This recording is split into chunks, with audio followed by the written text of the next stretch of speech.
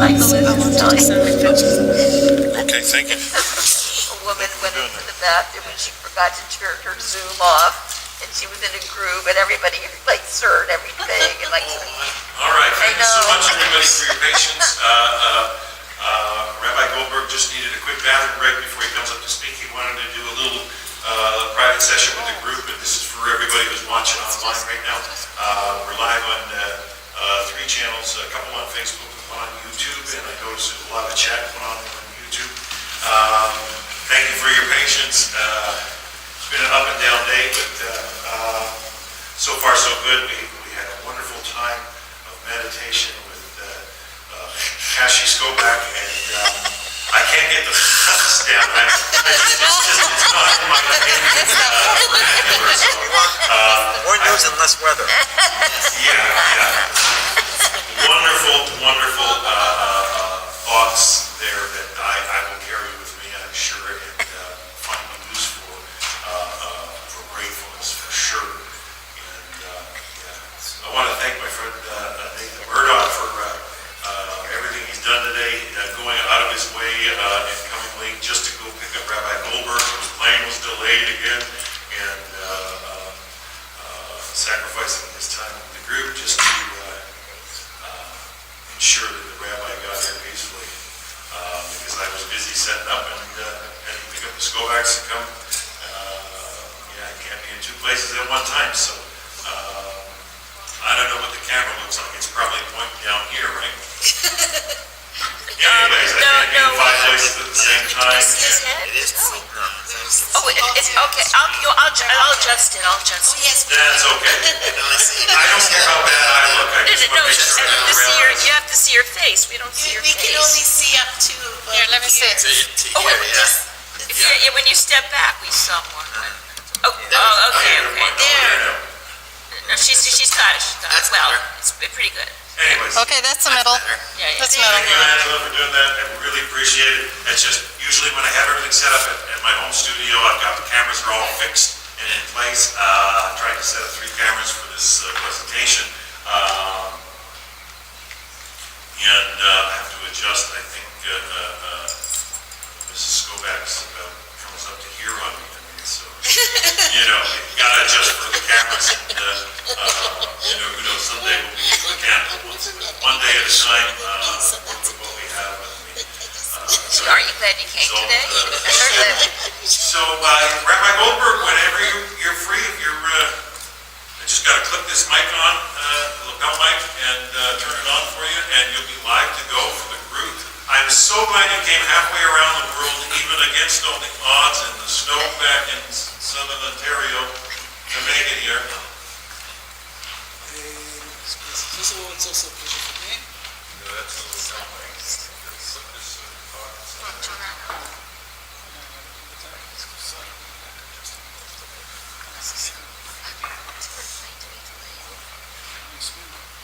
So I got 3 cameras, center, left and right. Okay, let's turn it on.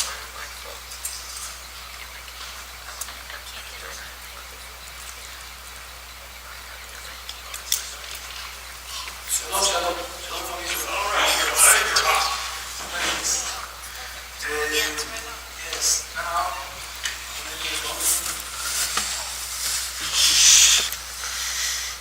now, before we start to broadcast, just let me know. Oh, we're already live. How many times you want me to speak today, tomorrow?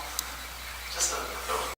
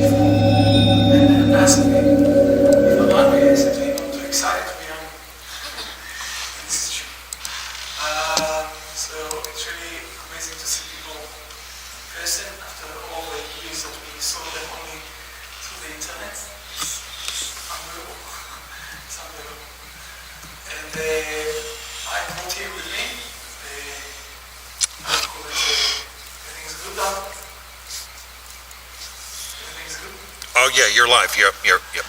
I brought with me a bit of the spirit of Jerusalem. Now, I don't know if you know,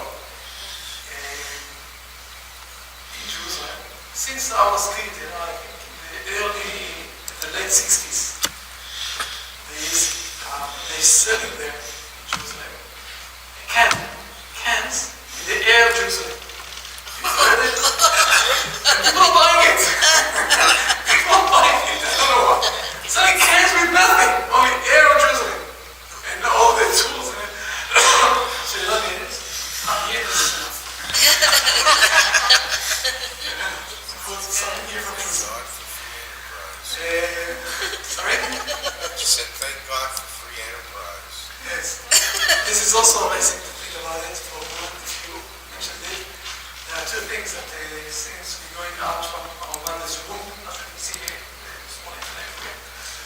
There are two things at the beginning, totally free, and the next day we need to pay a bit for the food. But the air, something that is totally free.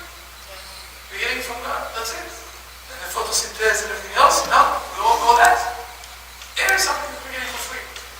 Do we remember every time to say thank you? The Hebrew nation is opening the first words when waking up with the word thank you. Thank you, God. People are asking all the time, how come we have such a positive point of view? The reason is that it's so built inside with us, the thankfulness that we have, so it's bringing up much, optimistic to our life. And we can build strong faith in the Holy Ghost. Just to think about this for a moment, okay? Think about this, it's unbelievable. I'll say a few words about Noahide concept and what's happening. I think that Nathan asked me a few questions on the way, so I think it's very important as an open. People ask us, since when this movement is working? And the answer is almost 4,000 years. Again, almost 4,000 years. When Moses went out from Egypt, he already took with him, he called this Rabbi, but he took with him people that are not from the Jewish community. And I will say to you another very interesting thing. Rabbi Goldberg, I don't know if you ever heard about this specific term. We say in Hebrew, Yetziat Mitzrayim. Yetziat Mitzrayim. Okay? And the meaning of this is that the Egyptians people went out from Egypt. We're supposed to say Yetziat Mitzrayim, going out from Egypt. Right? Yeah. I don't know if you ever thought about this. It's interesting. For 4,000 years we're saying the Egyptians went out. Who went out? We went out. Not the Egyptians. How come we say for 4,000 years the Egyptians went out? And what the truth is that we want to remind ourselves that we didn't complete the redemption in the Egyptians' era. Because the world didn't went out with us from all the boundaries that they had. Again, we are reminding ourselves every year when we're saying those terms in the Passover time that we never completed the redemption of the world. Part of the world is still not with us. And for 4,000 years, we are with the mission of explaining what's happening to the world, working with the world. Unfortunately, not with much success. Depends when, okay? On the Solomon time, it was with a lot of success. And we know there about a lot of Noahide people that came from all over the world to sacrifice and everything else in the Temple Mount. But since Solomon time, we didn't really work about the Noahide movement. And the reason is that mainly because we were working for survival among all the world. So we were surviving. It's very hard to try to survive from one side and to speak with the people around the world on the other side. People are not listening. They're only giving us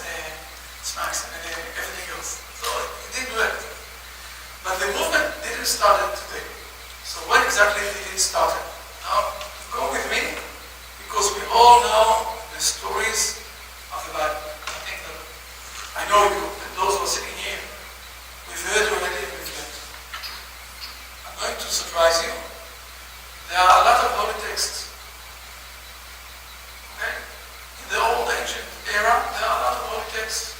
There is text of the Babylons, and there are texts of the Greeks, and there are texts of the... There are a lot of texts. Really holy texts. Right on the internet, holy text, you will find.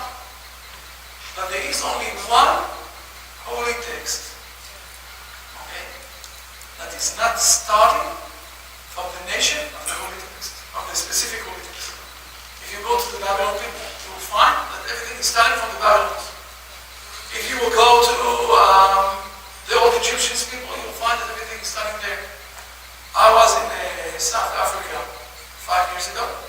I gave them a seminar, and it was very important for them to show me a very special museum where they found in South Africa all the old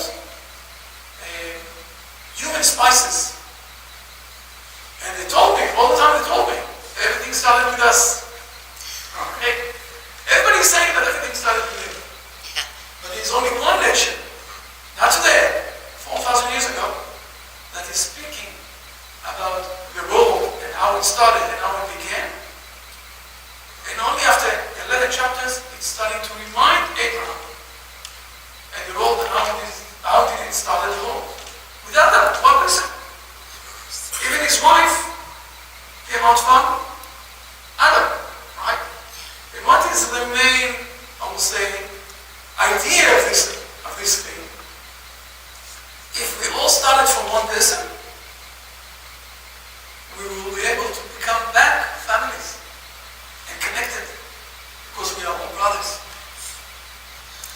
This is the main, I would say, mindset of the Hebrew nation.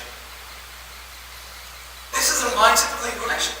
We're all in the image of God. Exactly. We're all created in the image of Exactly. our Father. Exactly. And God. this is what's written down in chapter 2 of Genesis. Exactly.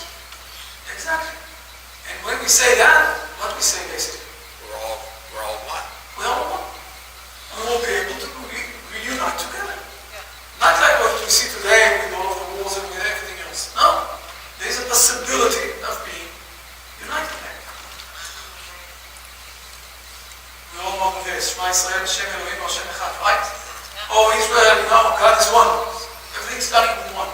The sages are saying to us, telling us, that the reason why Adam and Eve, Adam was the only one that God created. So you will say, Bishvili, for me, only for me, the world was created. So, in first glance, when we read this verse, or this verse of the sages, we might think everybody is in selfish mood. Okay? I'm the only one, no, let's not fight. But the word Bishvili, look good, listen good. In Hebrew, it's from the word path, shvil. I have my path, you have your path, he has his path, and all of us together can combine ourselves with worshiping God. It can be together. This is also what is being said with Abraham. I will bring you to become a great nation. We are not, I'll say like that, we are not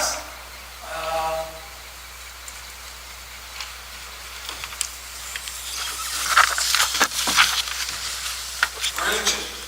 Okay? We are not religion. We are a nation. I will bring you to become a great nation. Okay? And after that, the blessing will be for all of the families. Families is already, between families there is connection. Right? Nations are fighting one with each other. Okay? Families, they have a lot of friendship connection one with each other. And you, Abraham, while God told us in chapter 11, at the end of chapter 10, after he's listing up the 70 roots of the 70 nations, the last verse of this chapter 10 is,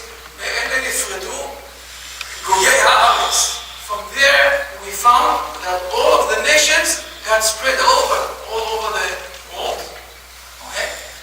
Abraham promised, or God is promising Abraham, that they will become back families and will be able to live together. And this is, I will say, the Hebrew vision. The Hebrew vision that we have. And where does this start? It starts with the verses of Abel. Abel, one of the forefathers of Abraham, he has two kids, Peleg and Reu. What is Peleg? Peleg is the one that in his days, I would say like that, the world got spread over. But it was in the days that he died. So we learned that Peleg, his father, Yeah, that's what he hooked up. So that's, and the prophecy is this is speaking playing about fine. reuniting everybody together. Yeah, video, there's no I'm against this situation that everybody got spread over. We want to reunite everybody together. And HDMI should carry audio and video. It starts with But if you don't have any, if that's up, you can do a sound output, you're not getting any sound from it. Exactly. I totally get that. So that's what I'm saying, is you don't have a headphone jack, right? No, this is a low-end laptop. Yeah, because that's what I was saying, you were right in here. creating a situation where we will fight one with each other. Steve's coming, so he'll get it. Okay, thanks. With Abraham, he's saying, or God is promising him that he will bless all of the people of the world. This is where everything started. So if you will ask me, it's not only 4,000 years ago. It starts already from Adam and Eve. Okay? And with Abel, speaking about something like 5,000 and a bit more, 6,000 years ago. This is a mission. This is a vision. Let me say a word about the vision. Okay, it's very important also. What is a vision? This is a very interesting word in Hebrew. And it's also, I know that the Sesame Street, you know the Sesame Street? Let me use it. Let me take it, for example. There is a very nice scene in the Sesame Street about the word there. I don't know if you ever heard about this, okay? In Hebrew it's even better, okay? The word there is sham, okay? So they're fighting one way, not fighting, they're discussing one with each other, you know, okay, so the bird, the other one, I'm sure that all of you showed this to your kids. Now, so they're starting to speak. What is there? So he's trying to explain to him. There is, you know, go next to the closet there. So he's going to the closet, and now he's saying to him, now I'm here. It's not there. So he's saying to him, no, but I'm there. You're there. Now, what is the word there? There is not something that you're already inside you. And the word sham, there, is basically my vision. I want to be there. Now, in Hebrew, if I'm doing some sleep or something not good, you will straight ahead say to him, get into the correct. In Hebrew, what I'm saying now is how my cook said it, and it's really very interesting. In Hebrew, if you want to say about something that is single, to say that it's not single, that it's a lot of things, okay? You add in the word or the two things of Yud Mem. Okay? Ish Anashim. Okay? Na'al, Na'alayim. Regel Raglayim. Okay? So if you want to have a vision, Sham, and you have a vision. George, you also have a vision. And you have a vision. Everybody here has a vision. Okay? And all of us have a vision. So we call this Shamayim. Shamayim, right? The word Shamayim. Why Shamayim? Because you can never ever touch the Shamayim. Always it's the, how do you say the word, Ofek. The horizon, right? Exactly. The horizon is always there. Like, you know, when we spoke a moment ago. But if all of us have horizon, so all of us together have Shamayim. Bereshit, bara Elohim, et ha-Shamayim ve'et ha'aretz. He created the vision for each one of us. Bishvili divrei olam. I have my own path how to fulfill my vision. And you have your own path, and you have your own path. And all of us us together, this is what God created. Each one of us have the image of God inside. So we can start to fight one with each other, but I want more air. I want also more air. Yeah, fair enough, but air is free. Okay. So people are not fighting about air, people are fighting about food. Fair enough. Or place. You can see Russia now. It's podcast. I don't want to start with Putin. So we have this thing of vision that we have, for each one of us, for all of us. And this vision have the possibility of combining together, to have all of us together. So when you're asking us when exactly the Noahide movement started, it started in the creation of the world. Okay? This is where it started. This is the vision that we have. We are the only nation that have no, say, strength for ourselves. Our strength is to combine everybody together. It's a bit, I will say, it's a bit hard for a lot of people to accept it, because it says that they need to start to readjust themselves with the learning that they have along all the years. And then we're starting to hear from, I'm speaking about pastors from all over the world, that after 30 and 40 years, starting to say, to quote from Jeremiah. Jeremiah, he was a few years, something like 100 years, Jeremiah was in the, it's not there. Jeremiah was in the years of the destroyed of the first temple. Okay? And one of the things that he prophets was that another 70 years, when the Hebrew nation will come back, the Hebrew people will say, Ach sheker achalonu avotenu. Everything that our parents told us that we need to live in Babylon and this, it's all lie. We need to go back to Israel. The Maimonides, at the end of his book of the Kings of then, this big, really great book of 1,000 chapters of everything that you need to organize with yourself, with your life. A lot of things we're taking from the Maimonides here. He's saying that the same idea that people will say, everything that our forefathers taught us when we were Christians, when we were Muslims, it was all a lie. And you can't even imagine how many people today are saying this to us. You can't even imagine. And I'm not speaking about people from 5 years of learning, 10 years of learning. Those people also telling us a lot of things. I'm speaking about people that were serving the Christianity for 30 and 40 years. In South Africa, I had the most bizarre situation. We were in a hotel, and there was a high-rank pastor there that asked him to speak with us, but he asked, I think, it was very important for him that he will sleep inside of the hotel without anybody seeing him. And when he sat down with us, I was with another person, he explained to us why he doesn't believe in Jesus and why he doesn't believe in all this crap. This is his words. Okay? I'm not trying to be a about it, right now? Trying to be bold. And why he doesn't believe in all this Trinity and that God can be with the other man and everything else. And he said, well, look, another 5 years, 6 years, I'm getting my pension. If people will see now that I'm living the Christianity, I will lose all my pensions. I have daughters. I need to get married. I need to give them the possibility. I need to play them out. His words. Amazing. So there are a lot of people that are managing to go out. Okay, and they're also those. So let me say a few words what happened in the last era of the Hebrew nation. Since we came to Islam. 120 years ago, maybe even a bit more than that, I think that we started with the synagogue, the genius of Vilna, Neos, that is the word. So it's a bit more, it's almost 200 years away, a bit more than that, right? It's a bit more than 200 years.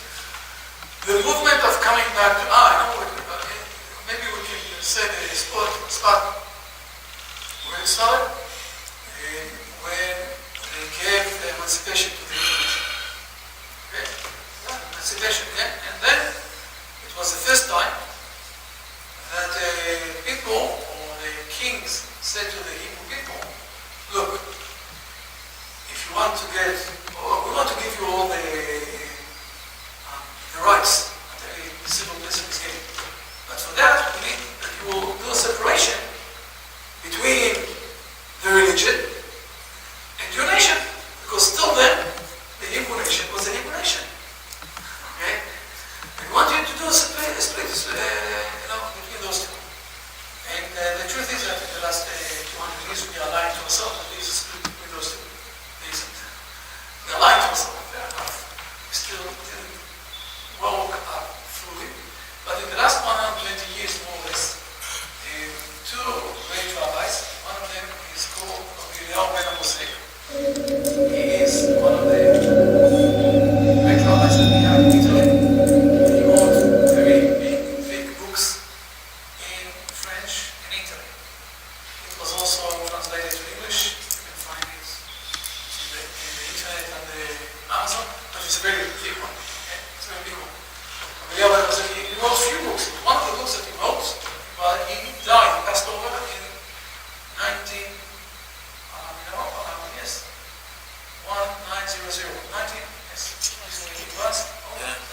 So the book he wrote a bit before that, about the movement of the Noahide. He said, we are going back to our homeland. Here are all the teachers of the Noahide. Let's open ourselves. Okay? This is the name of the rabbi. And also one of the, it's called the Chavruta, of Cook. Okay? One of the people who lived with Rabbi Cook also wrote a very important essay. So he said to them, okay, very important something and he also said, what are we fighting the Hebrew people? Okay, he had an example. What will happen if, for example, the Japanese people who come to the Hebrew nation will say to them, we want to know how to behave in the Jewish way. Okay, because you have the way how to guide us. In these days, we start with the Mokoya style. Okay, the Japanese Mokoya are very related to the Israeli people. And then he said, what are we going to answer them?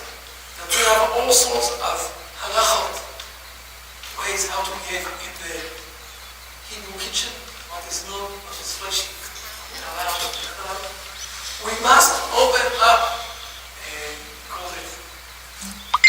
place where the Hebrew nation will start dealing with things that are related with the nations, not only with the things inside. And I told Nathan on the way, so I think it's important that all the people know what happened. So they started, I would say, like that, but we all know what happened in the beginning of the 19th century. And we were very inside the wars, the Second World, the First World War, the Second World War, with the Holocaust, and then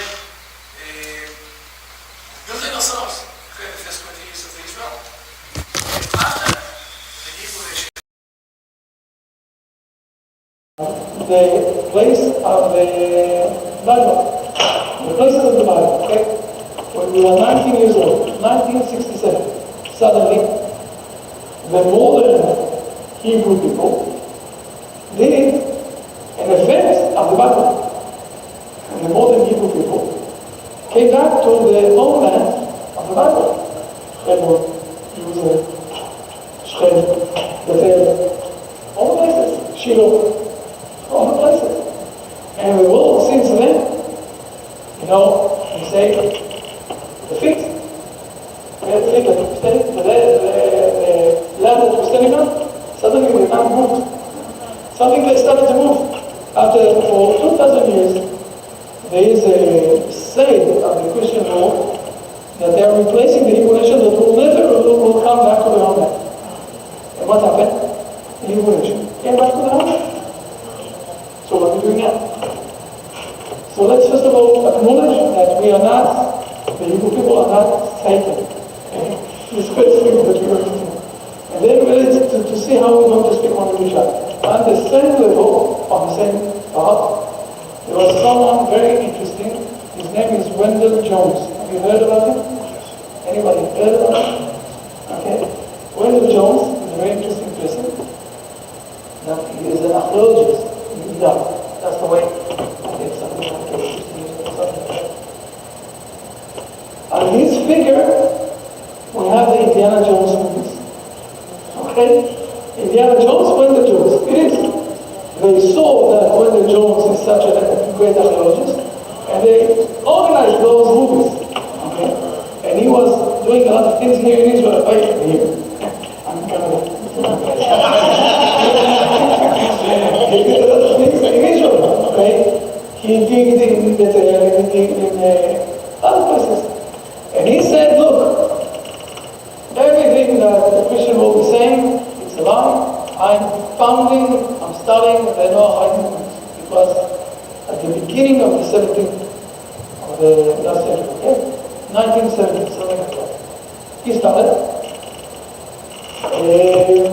And we have some sort of a community in Israel. It's called Migdal. It's sitting on the bench on the side of the way here, I saw the lake.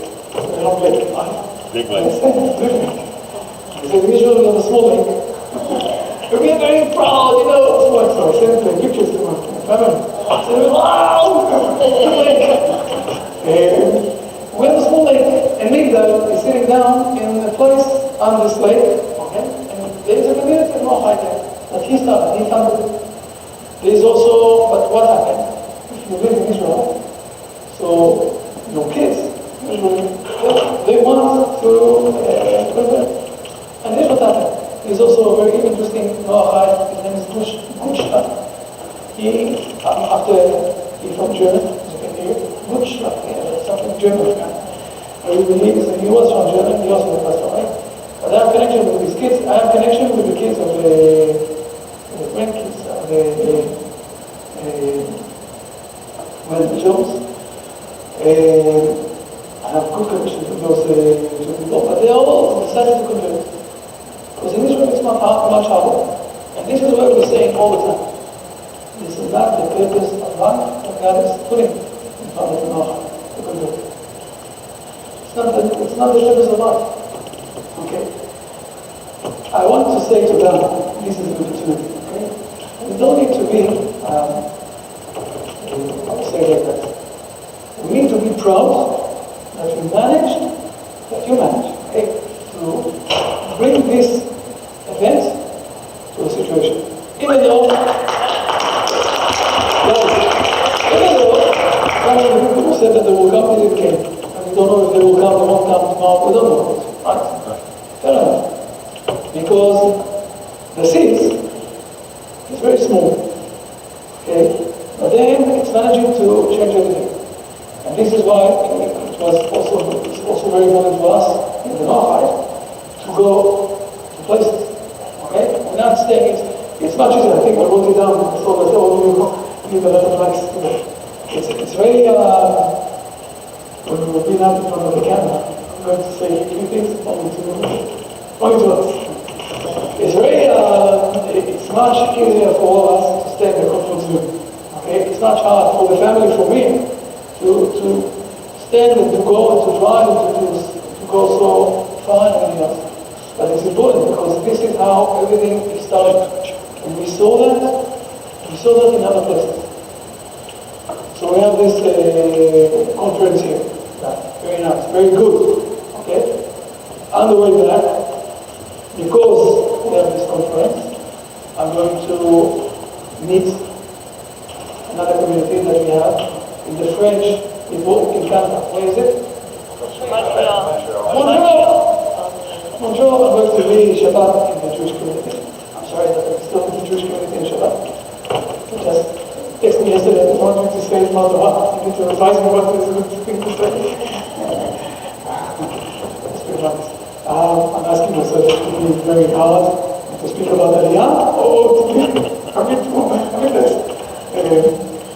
But then on Sunday, I'm going to meet, we have a very interesting community on the other side of Canada, wanted to sit down with them. I don't know French. Maybe the word we are saying, that's it. Parlez-vous français?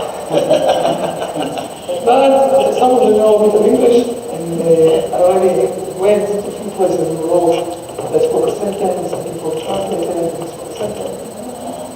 And from time to time I'm sneaking out and doing things like that. Doing jokes, whatever it is. And then on the way back, I also had the possibility of flying straight to Israel. But I'm flying through Germany, and I'm going to meet people in Germany. We have Noahide, a group in Germany. We are going to do a big event in Europe on January.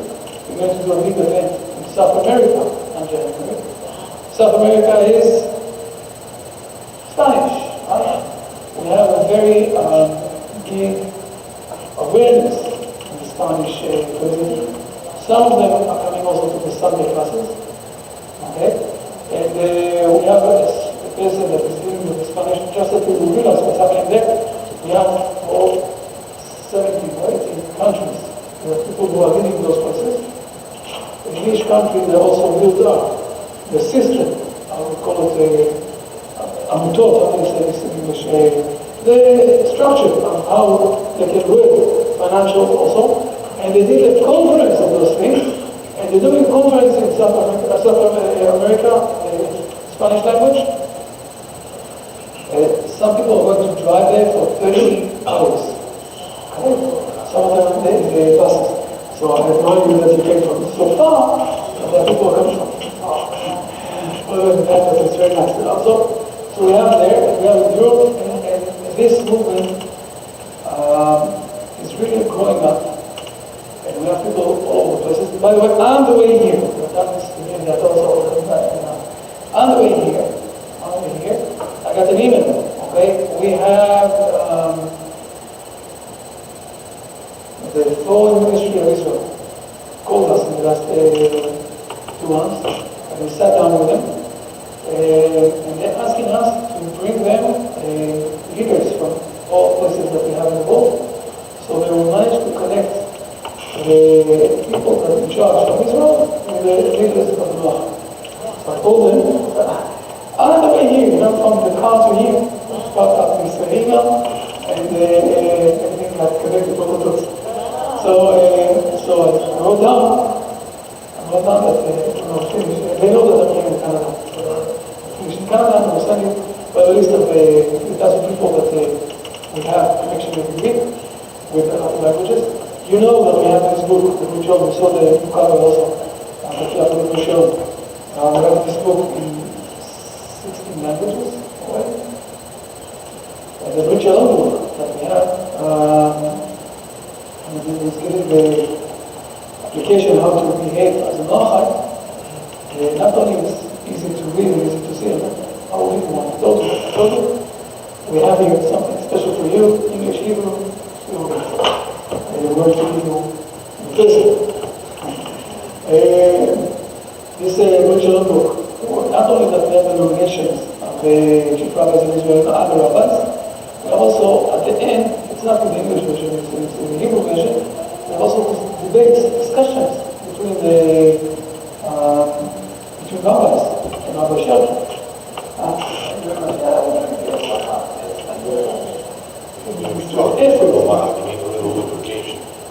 think it's also holding.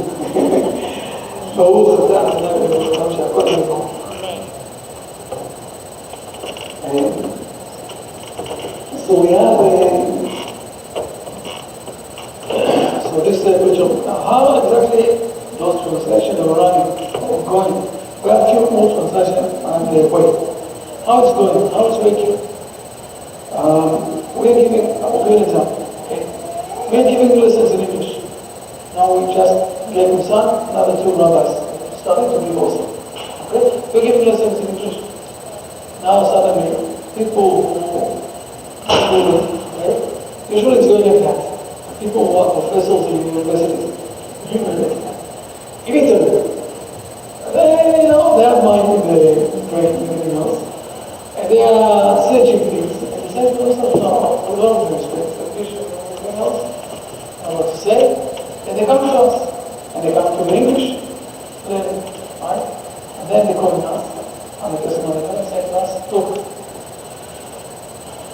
we must, 64 million Italian people are looking for this book. They don't know how to read English. We want to translate it.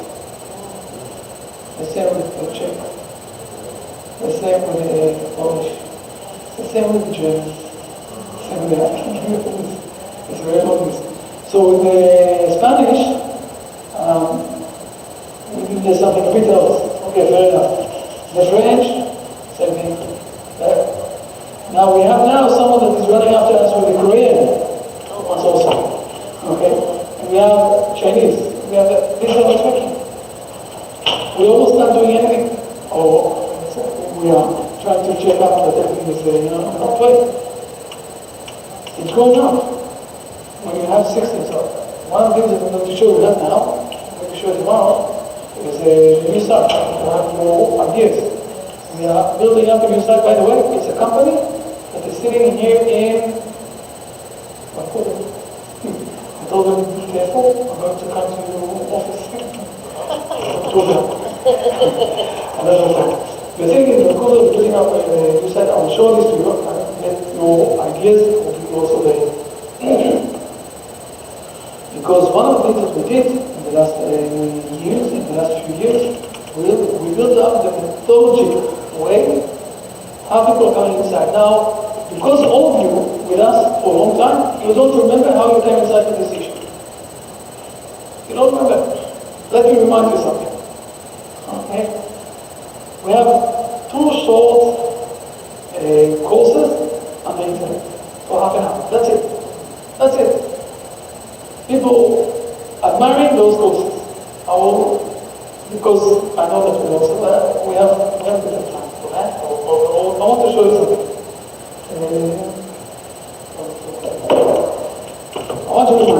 I will remind you something that all of you passed, and I was so far away, so you don't remember that this was the first steps. Okay? 2 things that we taught you in those courses. Okay? And what we're getting there, and I will show you, we will sit down again. We circle in there tomorrow, and I'm going to show you a few things. What people are saying about those things, not from today, for the last 10 years. Okay? What's happening? 2 things that we are teaching there. Point number 1 that we're teaching there, it's not in this way, I'm saying now, the point is a bit different, but I'm reminding you of things that we spoke. Let's inform, let's do, how do you call it, the imagination. Let's do imagination. Close your eyes for a moment. Oh, it's a good time because it's time that everybody's very tired. Close your eyes for a moment. Close your eyes for a moment. And think that you're going to sleep in the most gorgeous place on the shore. And you can feel the sand in your hands. Feel the sounds in your hands and in your mouth. You're going to do it also with music, good music. And suddenly you're waking up. When you're waking up, you find around yourself that the sky is brown and the water are yellow. A few people around you are jumping and saying beep, beep, beep, beep. What are the first questions that you're going to ask yourself? What's going on? What happened? Where am I? Right? Where am I? When am I going back home? Can I speak to you? Beep, beep, beep. Can I start helping me? Okay. The truth is, now this is one of the things that we put in there, the truth is that it all happened to us when we went out from our mother's womb. We saw a lot of people around us. Go and speak with another. Go and speak with them. Other people, everybody said, ooh, he's like the mother, he's like the father, that's fine, you know. Pucci, mother, that's fine. Everybody saying, ooh. The young child is saying, what is it? What's going on? The sky is blue and the ground is brown, you know, just the opposite. And what happened? After a few years, what happened? Until the time that we've learned how to ask the questions, we are so regular with what's happening here, so we're not asking any more questions. This is what's happening to us. There are few smart people that are asking questions. We We call them philosophers. What a word. Philosophers. They know what they're speaking about, right? Do they? Let me show you something amazing. And this is a brick that we're going to put inside of those courses now. Let me show you something amazing. Let me photograph. We all know Hawking. Remember Hawking? He was a great philosopher and also, not only philosopher, but also Stephen Hawking. He said that everything here in this world is what? We don't need God. Go on the internet, you will see. It's not my words. He said, we don't need God. Everything you can explain through the gravity. Okay? The gravity is solving all the problems of the creation of this world. Okay? Now, last time that I spoke with the gravity, it didn't really help me. It didn't really answer me. Okay? So what basically is happening? I'm saying that I have purpose. Remember that? The word Chaim, I have purpose in life. I'm searching for my purpose in life. I'm doing things only with a bit of meaning, right?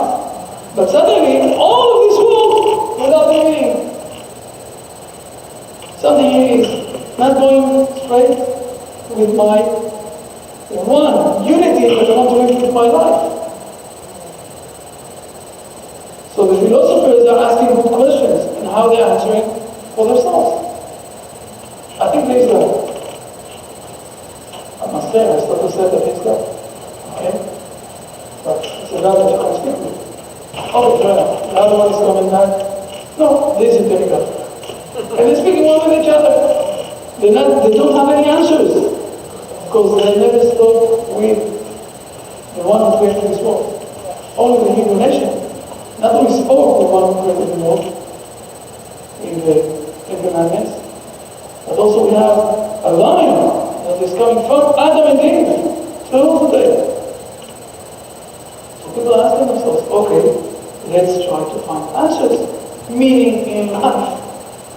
How much it is today, this thing of the purpose in life. Those are one of the most best sellers courses, how to find meaning in life. Mindfulness, I've heard those in the chat. Not you, but I'm saying those words. Right?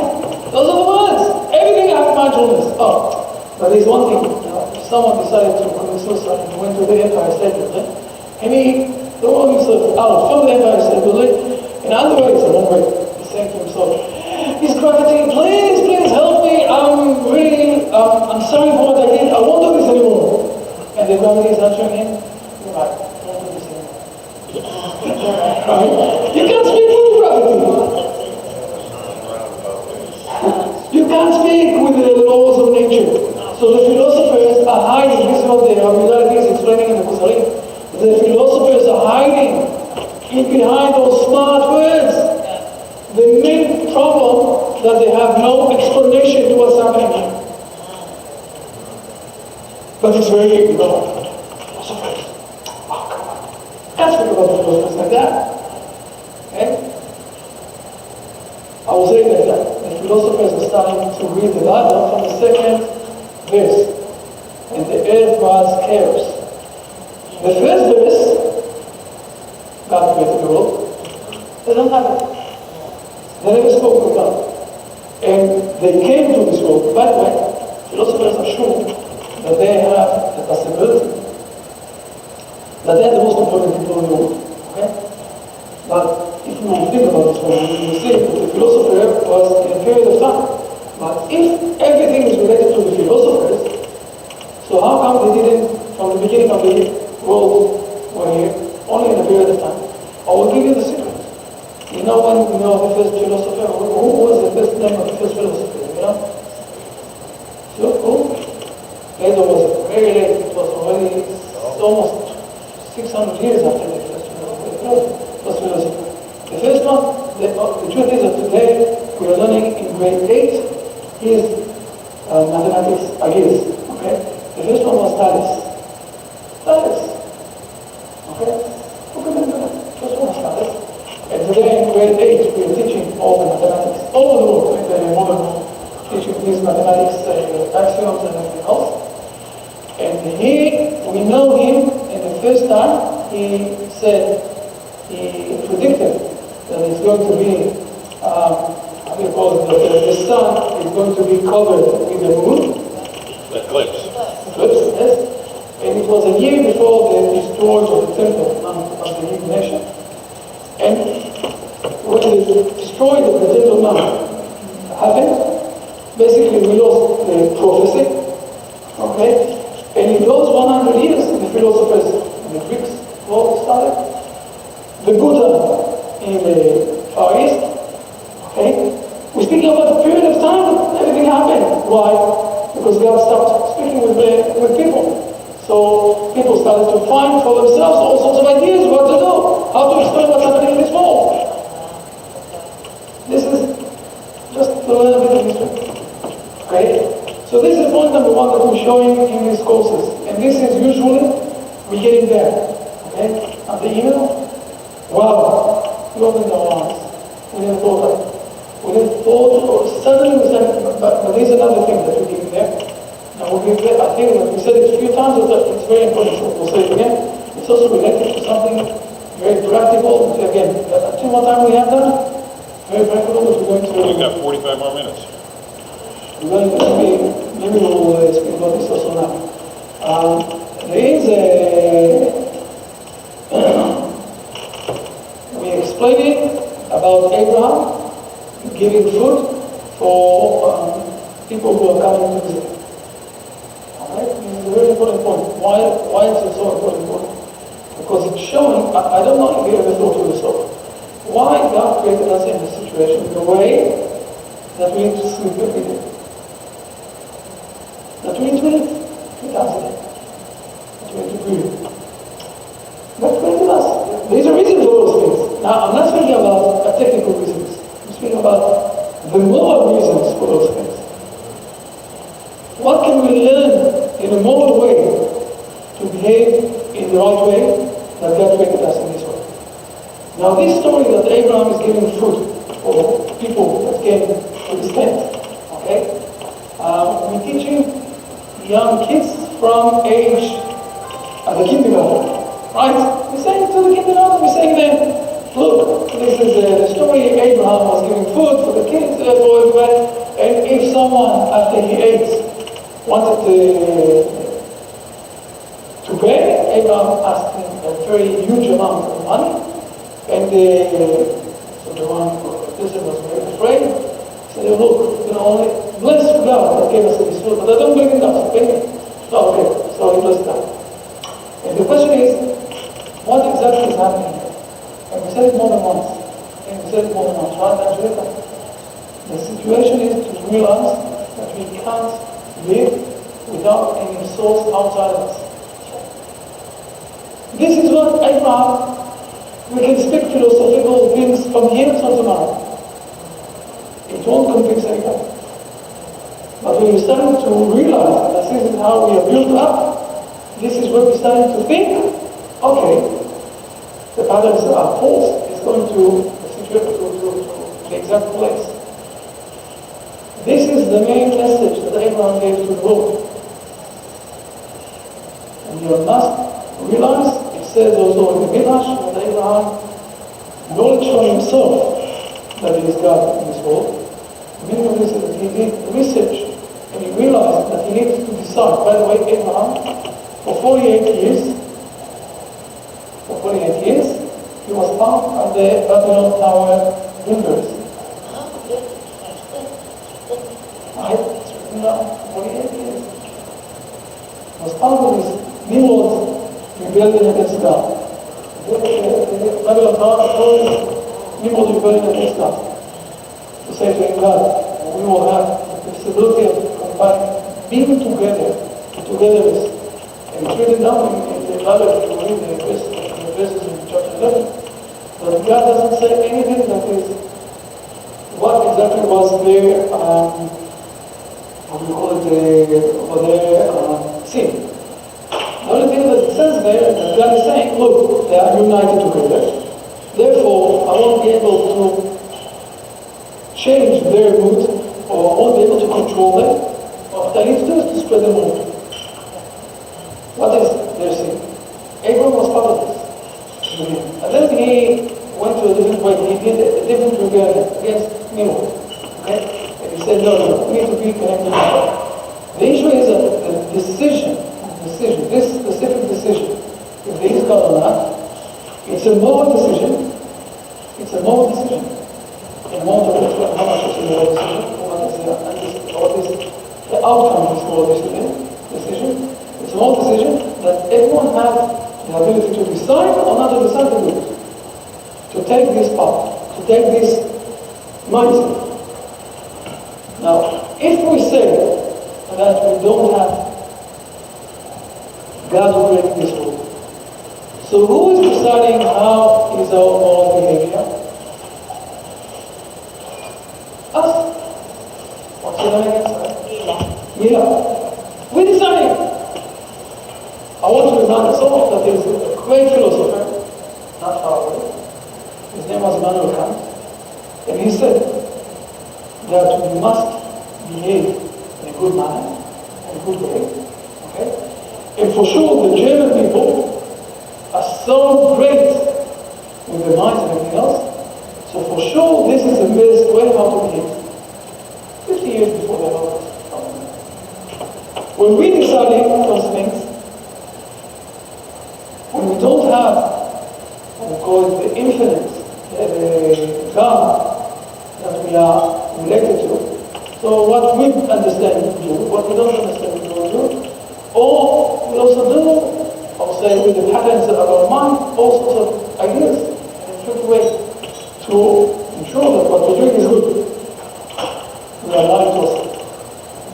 This is when we decide that let's go to a different way. A different way, and this is a decision that every one of us have the ability to decide. No one can force us to decide those things. Let's go to another way. The other way is that God decided to create us because of His goodwill. Because He decided to give drawing stuff. We'll say it's called the Sodas Tzimtzum. I will say it in this way. Okay, it's much more complicated. But I will say it in this way. God decided to move one step forward and to give us space to it. No one forced him to do that. No one decided for him to do that. Nothing. Now, if I want to be close to God, what I need to do? To give others also space to do. Just like very simple. The first, the beginning, let's go back here, we'll show me again. I'm here, I just said the beginning of what we call Shisha Sidrei Mishnah. Okay? The beginning of the relationship between men and this firmament, what we call the Seder Nizikim, starts with 6 chapters, and then with 10 chapters, how not to destroy, or not to do harm, or not to do any damage to your friends. This is the beginning. It's a very complicated issue, it's exactly what you know what I do. But the beginning is, first of all, don't harm, give your friend a space to live. Move aside and give him space to live. Very simple. This is the beginning. The first, after that, you know what, also give him a loan, and also do all that good things for him. Okay? We need to ask ourselves about those things, but this is the beginning. But first of all, the first step, give him space to live. And this is how God is functioning. But we'll go one step more profound.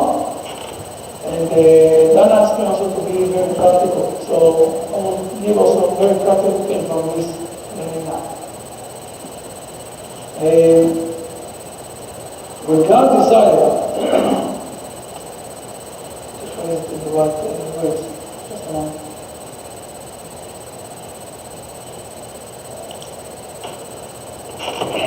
When God decided to give all of us to live here, the possibility of living here, basically what's happening is that He is giving us life. And what really? What is our mission in this that is giving us life? We are receiving. receiving air, receiving life. Nobody really asked us when we went out from our mother's womb, okay, if we want to live or not. Al kochacha אתה נולד. The truth is that behind the scenes in the Hebrew tradition we say that you have just a little not only coming to this world, but also to decide to what family to come, what examination to come, or whatever it is. But the truth is that God is giving life, and we are receiving life. Have you ever tried to think to get all of your life charity? Not to work, just to get charity, to live in the charity of someone else. Is it normal? No. It's hard. Thank you very much. Okay, I will work for myself. Let's go another step.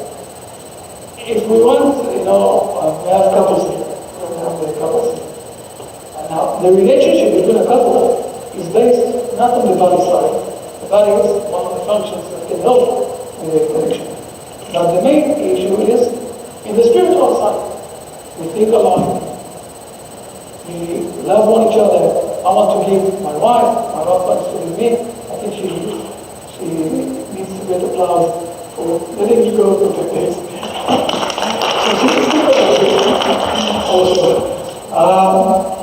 Okay, this is the way, right? So in the spiritual level, we need to think a lot. But if I'm thinking all of my life that I want to receive here. Okay? Always. When the Rabbi said doing with us all the practices, don't forget to think that when you're putting new air in your mind, in your body, you're putting a lot of good energy inside yourself. And when you're taking out all the air, you're taking out all the horrible things inside yourself. Outside. Okay? Don't forget. It's always. This is what I want to mention.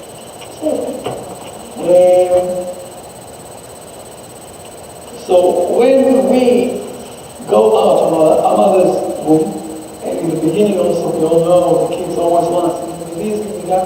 Before I went out on Shabbat, I have kids and grandsons, grandchild, thank God. And one of my grandchild was on Shabbat with us, and he knew that we're going to Canada. So at the end of Shabbat, he's 3 years old, just celebrated, he came to me and said, Grandpa, please don't forget to buy me something. This is how it's working, for the kids in those villages.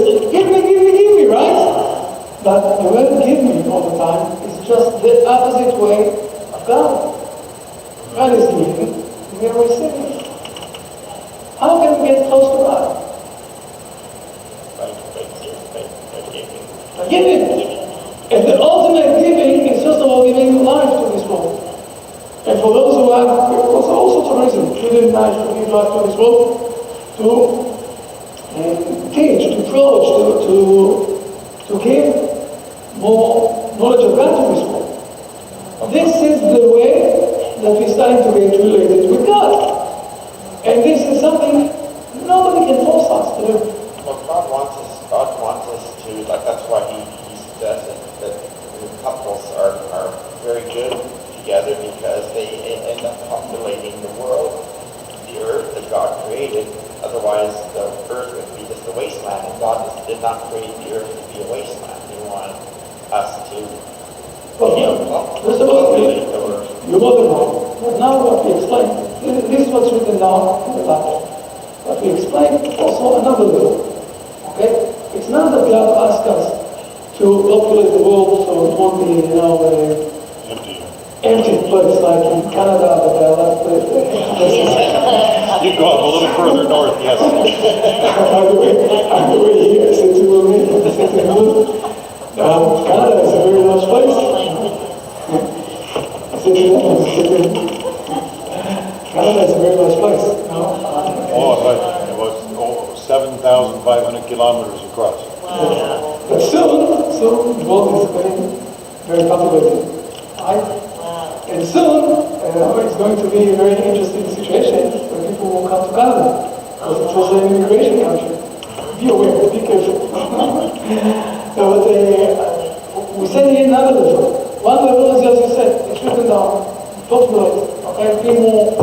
conquered the world. But there's another level here, okay? The next level is bring life, just like you got life. And when you start to bring life, those kids of you, especially the firstborn, is Messiah of you. Because it's starting to bring you to a situation you are getting closer to God.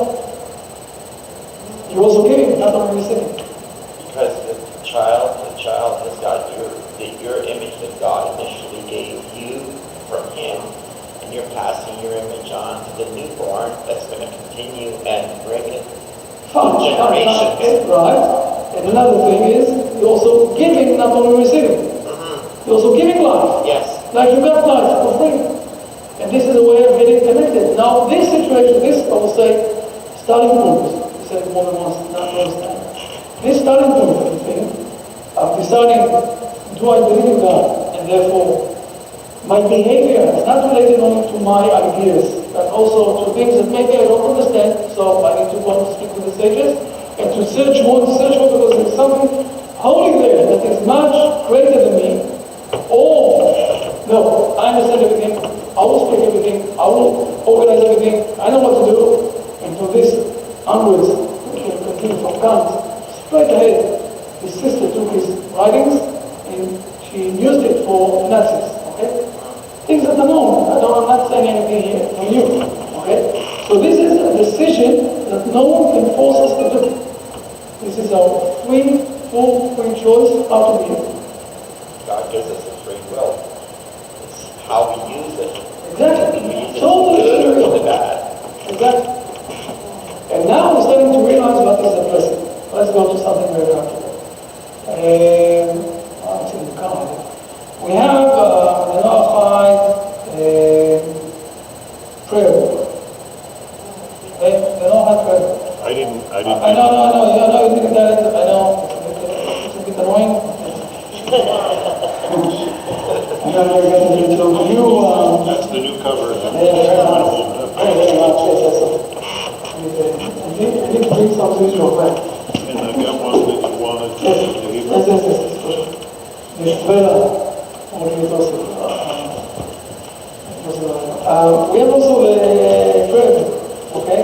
Now, there's one blessing that is written down in the Bible, in the Torah.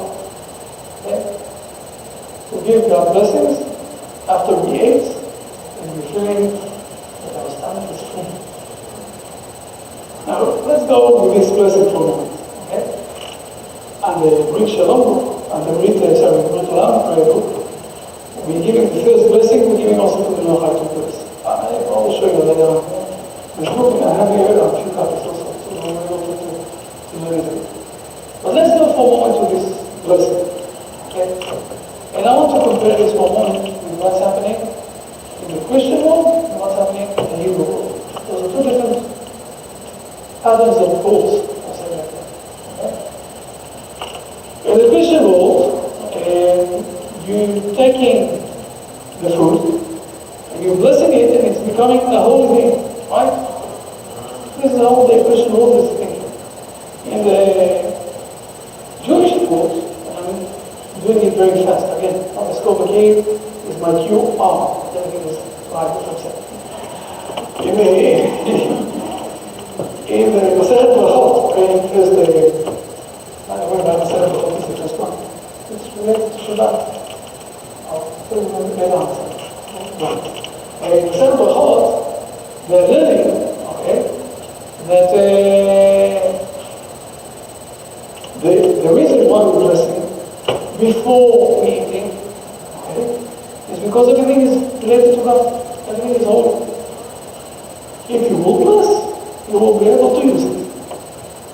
You bless the Creator, not the creation. You bless the Creator who gave you this thing.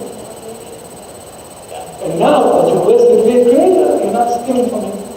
So in other words, if you're blessing the creation, you're actually committing adultery. No, not the creation. Not the creation. Idolatry. Yes. Idolatry. Yes, but not the creation. You're blessing God who gave Because us. God is the one we create, we have to bless. Yes, that's what I'm saying. Whereas if we bless the fruit, like you said before, where Christians sometimes bless the fruit, they're committing I didn't call it adultery. it's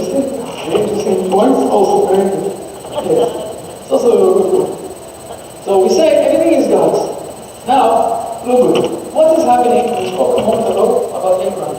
Something that we never said before here, so I'm going to Noahide. It's easy that we see what each other face to face. When we are hungry, okay, and we want to eat, we are living in a situation where we understand that we need to have our source of life outside of us, right?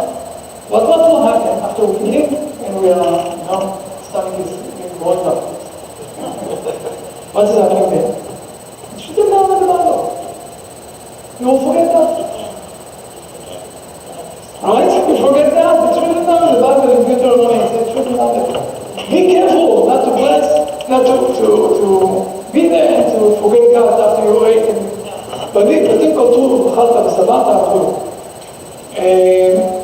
So the faith in God is in the middle of the situation of starving from one side and being full with fruit on the other side. I think that the fruit there, right? Okay. From those, in these lines, I'm saying that there is some sort of a point of fruit, I'm calling it that. And this is why it's so important at the end of the fruit to bless God, to remember the source, to remember exactly who is giving you the possibility, who is giving you the taste inside the fruit.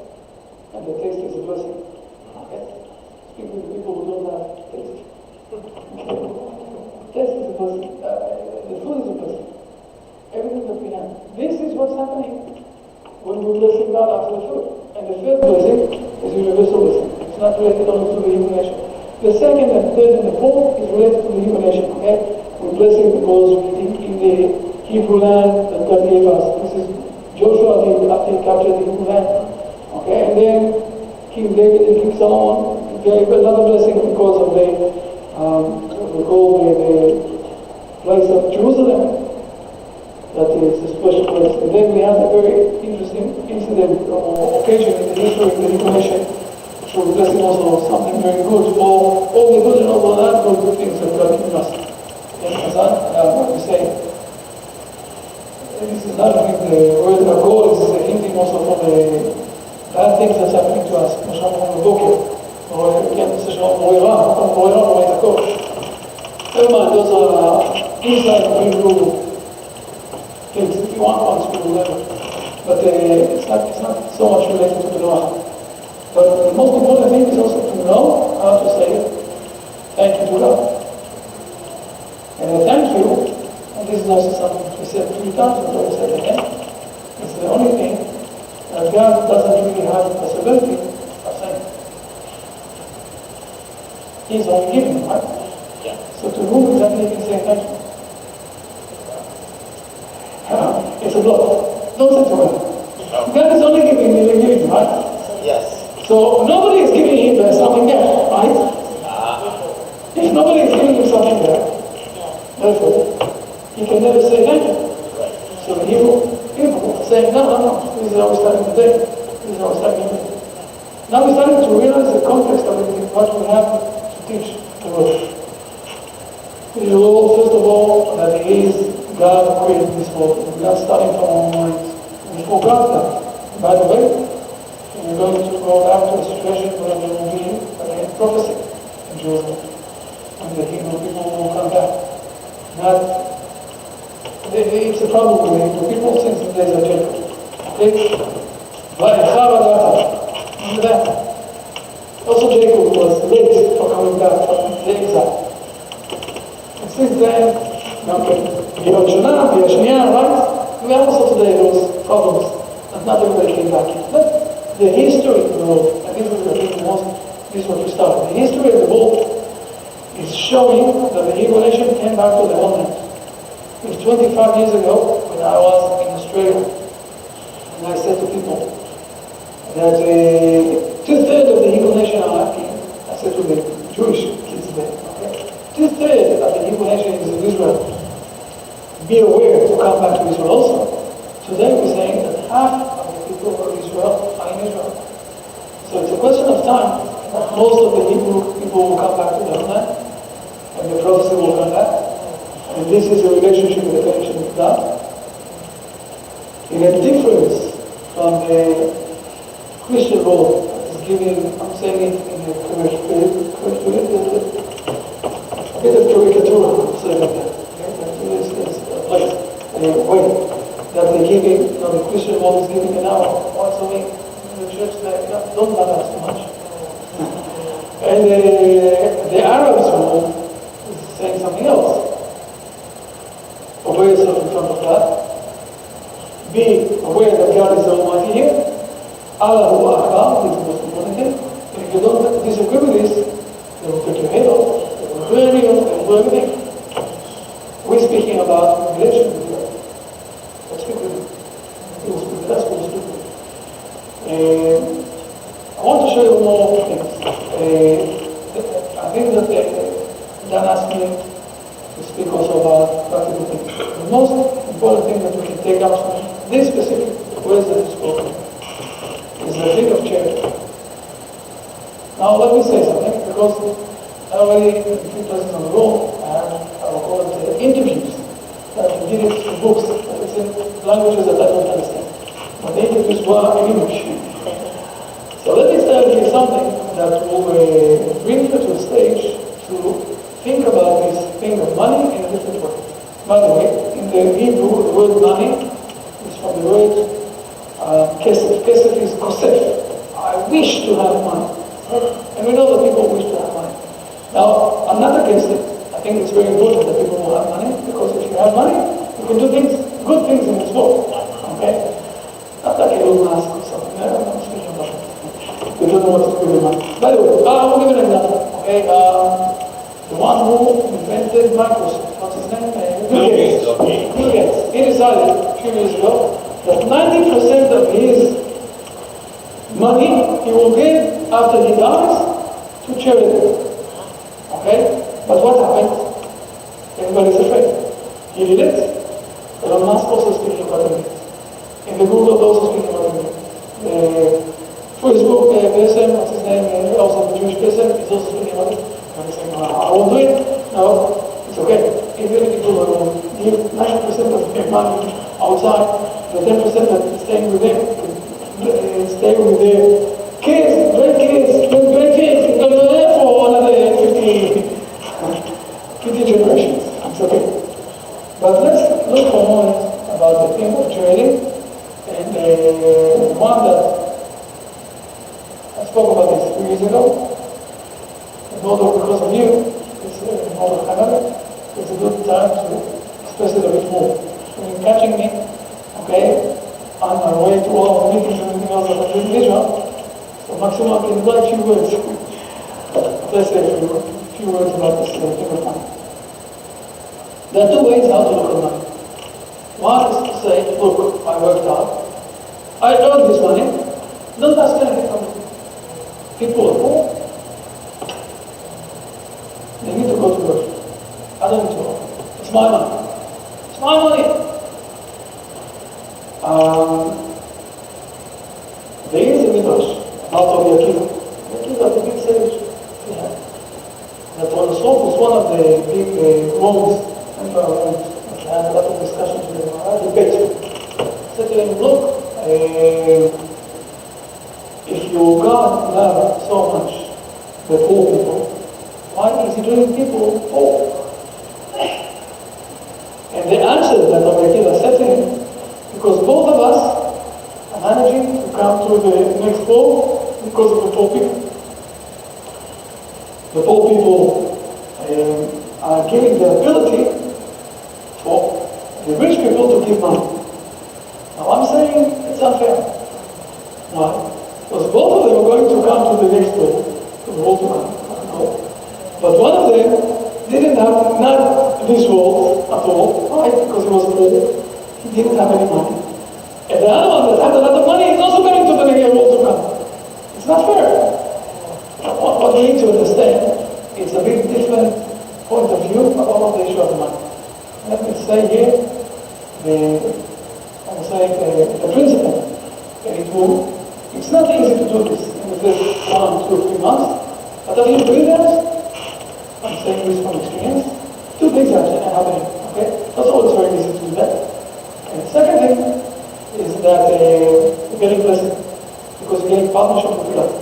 This is good. It's very good. Okay, first of all, the point of view. The point of view, we have another word for this word money. It's called zuzim. What is zuzim? Zuzim. Yeah, kesef, zuzim. Zuzim, it's a zaz. It's moving from one side to another side. Okay? The truth is that everything is God's. God's has everything. And He is doing it to your favor. And He's giving you for example $1,000. Now the truth is that all this $1,000 is God's. It's not yours. Now the question is, are you going to be partnership with God? When we're saying partnership with God, what does it mean in this? Are you going to be partnership with God? What does it mean in this? Are you going to say, all this is God's? He is living with me 90%. 10%, it's all God's, okay? 10% I'm giving to all sorts of charities. Whatever it is, poor people, organizations that are important for me, to the Noahide Society of Canada, whatever it is.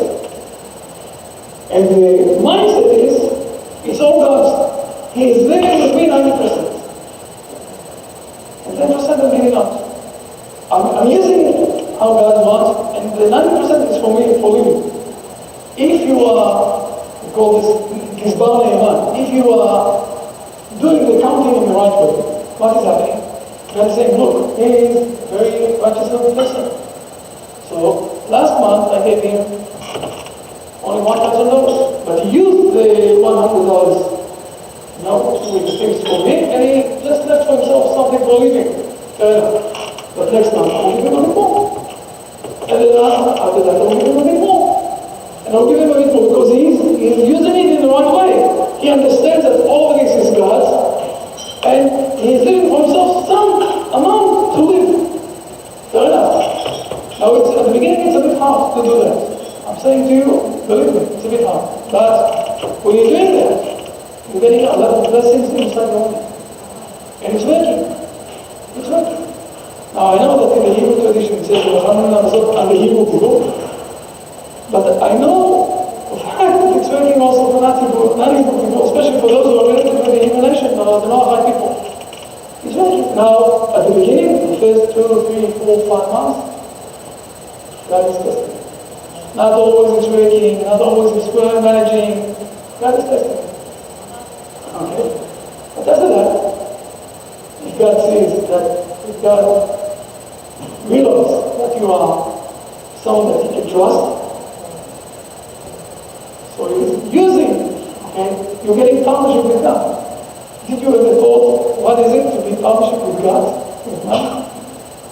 Yeah, he's endless, you know? Yeah, nothing is stopping.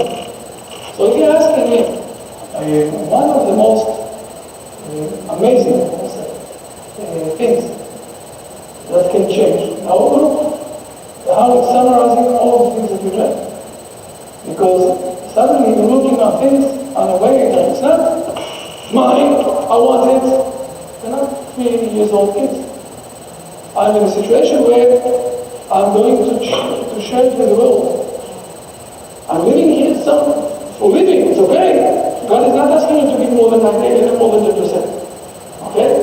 But I mean, it's mood of sharing, mood of giving, mood of not just receiving all the time.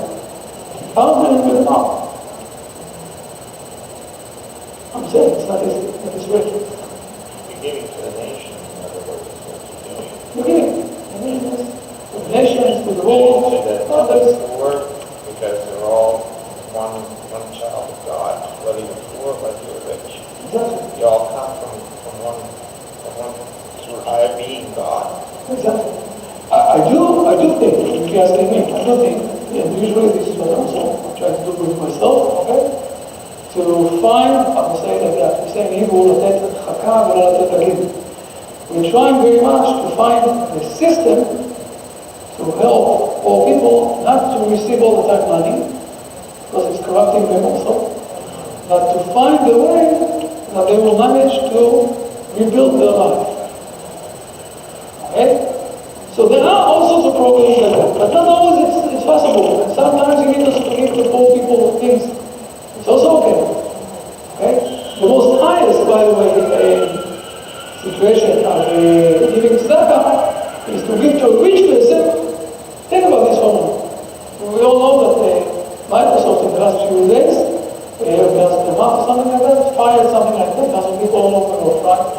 Because they did a mistake with the adjustment and other things. We've heard about this, fair enough. Now, think about this, that Bill Gates would come to, what's his name in Microsoft? Bill Gates. No, Bill Gates is from Microsoft, no, Facebook. Oh, Mark Zuckerberg. Yes. Now, Bill Gates will come to Mark Zuckerberg and tell him, listen, instead of firing 10,000 people, I will give you a loan, okay, and they will build up what you wanted, and I will share with you 50-50 with the money that there is, okay, but let them stay in their world, everything else. It's a much higher level of charity, right? What's the problem is? Now, Zuckerberg is saying to Bill Gates, I don't want to share with you the 50%. This will stop. But I don't know exactly. Maybe they spoke there, I don't know what I'm saying. Usually what's happening is that they are so one against the other, so they don't want to cooperate too much. Green. Agree. Business and agree. Exactly. But again, a practical side of everything that we spoke here, that is given for every, I would say, from all sides of things that we spoke, we move into the mindset of giving, not only receiving. We understand the relationship that we have with God here in this world. You're managing to say, thank you for God for what you have. Okay? It is by doing this charity. I'm not saying, of course, it will be nice that you give charity to the Noahide movement, but you need to do also the Noahide in Canada. Okay? And not only to give to groups like that, also to give to real, programs that are helping people, the community where we live. It's very important. Don't think, I'm not sitting here and saying give only to the Noahide also, okay? It's always good, it's also always nice. We wanted to do the seminar now we're trying to find people who give us money to help us with those sorts of things. Not always managing, fair enough, okay? But put this mindset inside yourself, and you will come to a different state in life. By the way, you can also give it to the kids. If you want to give it to some kids, some to give also to the kids is also good. If you don't pay and then you must give them everything else. But you can do it, it's not there. Open your mind, try to find. The truth is that if you're giving it every month, and you're getting the salary, or twice a month, or something like that, you're putting aside, and you're starting to seek for the places where you can give the tzedakah, where you can give the charity, suddenly you'll find, first of all, that you have money to give to the charity. Secondly, you will start to find places where you can give and it's appropriate.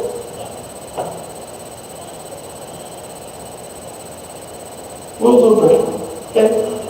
Tomorrow we will continue on with a lot of things that are very practical. And also I will show you things that I want to consult over here. The things that we have with the new site. I want to show you things. If you want me again today, we're going to go back and... Rabbi, can you say a blessing over the food? And then I'll come up and relieve you. I'm blessing you all. Blessing you all with the good food. I'll say that it is a blessing in the information. That eating a bit, but feeling full. Okay? I'm blessing you to eat a bit, to feel full. And also, don't forget, this is a blessing of God. This is the food. So thank you again for inviting me. I'm not by myself standing here. Other people around us all over the world. And the truth is that we're going to change the world over the place. So thank you now.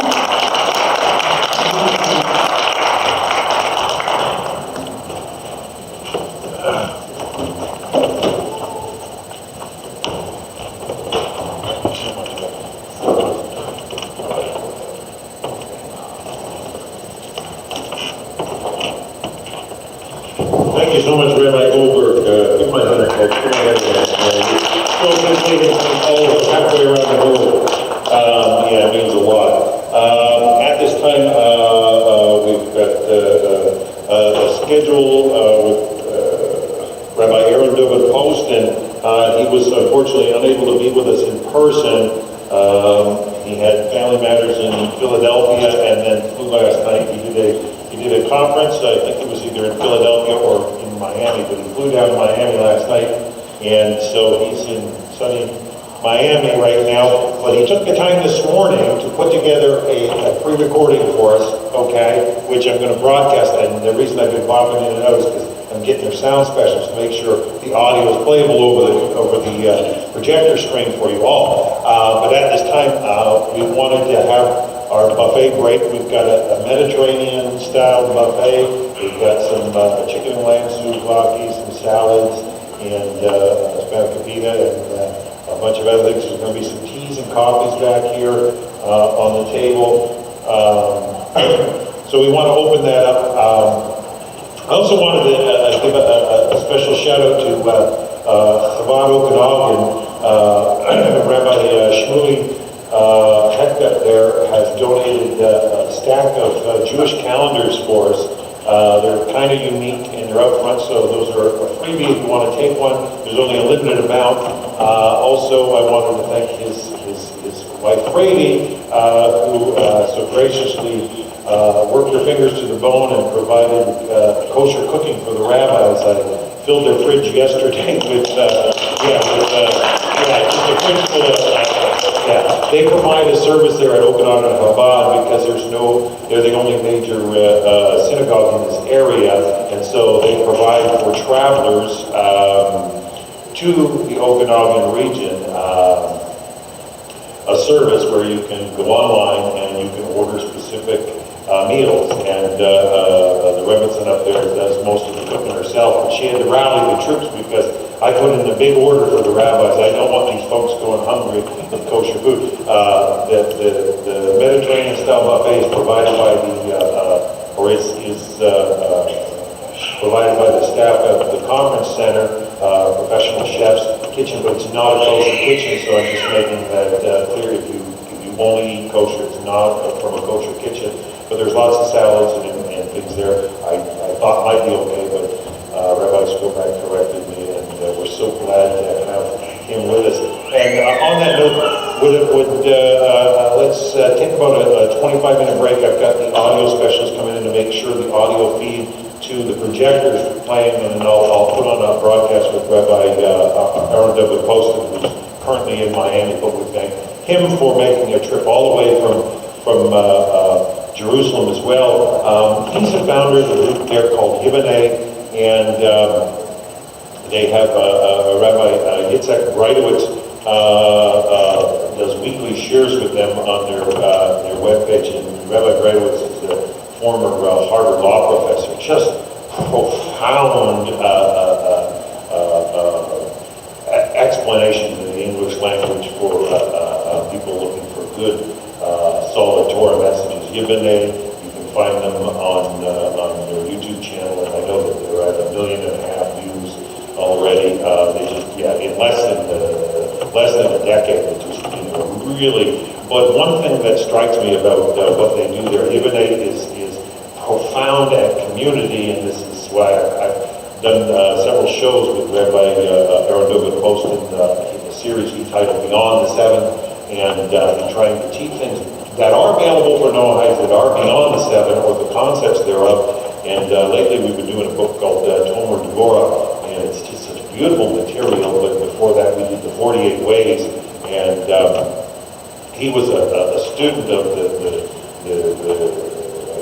Noah Weinberg. Yeah, he was a student of Noah Weinberg directly, and he did this, the entire thing we broadcasted every session of the 48 Ways online, and that took quite a lot. It took us well over a year, but he stayed with it, stayed the course, and then even at Asia Torah there, their window overlooks the Western Wall. He did they gave him a congratulations there at Asia Torah for finishing that series, And it was just an honor to share that on the Noahide World Center social media page, because the depth of that series was just beautiful. But what I like the most is the way he focuses on community. I think better than anybody I'm personally aware of and saw when it comes to certain Jewish festivals there in Jerusalem. He's always raising funds, actually bringing food to people in need in Jerusalem, and they do annual donations. Just beautiful, beautiful organization. I highly recommend Yibane for listening to their shares with just wonderful people. So we're going to be hearing a special message from Rabbi Poston shortly, but let's take some time. There's still the water table at the back. There's going to be some beverages over there, but if you want to take, we want to start. We've got our good friends here. The Tomatoes came all the way from Winnipeg, which, if you were watching online, is over 3,000 kilometers away, and we're so honored to have them here. And then we've also got, speaking of Tzedakah, our friend Nathan and Ariel, they gave a donation to a monthly donation. You can always see our friend Kelly at the front. There's an app there, and they made a monthly pledge for the next year, and it's considerable enough to be useful and help with all the broadcasts. I don't think most people have a clue. Just in adding for little bits of software, there's always annual fees, and it just keeps it's never ending cycle. We've been going at it now for 5 years, and also I did want to mention that. This conference is partly sponsored by the International Noahide Network, which is a channel that Rabbi Goldberg and myself have partnered to do, and it's available on Android and iOS. You can go to the App Store or Google Play and download it and watch for free 24/7 streaming Torah content. And I've got hundreds of hours or more I can upload to it, but people don't realize you're paying per gigabyte in the cloud storage to have steady content. And there's associated fees, and I'm not one to ask for donations, but the whole purpose of this is so that we get your feedback from what you're learning from the rabbis, how we can all develop communities or grow communities. And I am hoping that those that are in attendance will put their best suggestions at the back of that booklet, the booklet you received when you came in, and tear that up. And we've got a box up front for suggestions, and I want to work at accumulating those and making them useful for other Noahide communities as well. There's also a donation box up front, but we want you to be blessed, and so we've got the buffet, so there's definitely more food than for those that show. So don't be shy. Right? If you're hungry, eat. Okay, and I'm looking forward to some lamb souvlaki myself. So and then after Rabbi Poston's message at 6 o'clock Pacific here, we'll be looking forward to hearing from Rabbi Michael Skovak. I won't be broadcasting that. That's the rabbi's decision. I believe in complete copyright permission structure, and I never do any broadcast anything without express permission. And so it's out of respect. I'm just honored to have such a comment from here. And for me, I'm excited. I look forward to hearing this message tonight. But please, take your time, and help yourselves, okay? The buffet's open, and I've got some, I'm gonna step out for now, and I want to thank everybody for tuning in. We've got our friend Barbara in Germany, Lara down in Tampa listening in, and Yuri's down in Alabama. Everybody on social media that's watching. We're on a couple of Facebook channels and live on YouTube. I'm going to keep that running so I can play Rabbi Poston's, but we're aiming to do that in about 20 minutes. We're live with Rabbi Poston. So we want you to eat so that you're free for when we play Rabbi Holston and the sound spectrum coming. So we'll be back shortly, folks.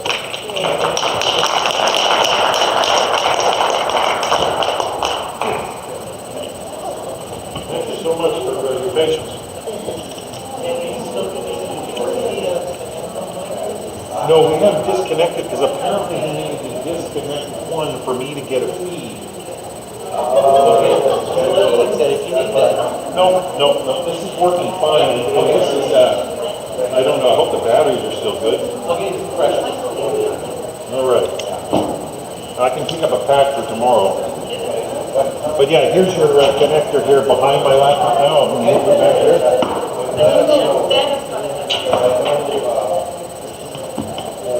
Okay, Rabbi, let's go back. I'm going to go get those sandwiches on my car because I don't, I'm more concerned if you guys are comfortable. I think it's a fresh sandwich.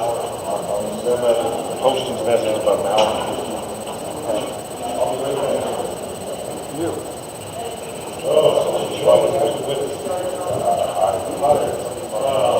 I know this is such a horrendous travel. That's true. Okay. Oh, that's good. So, 9:40, 8:40, left about 8 o'clock tomorrow.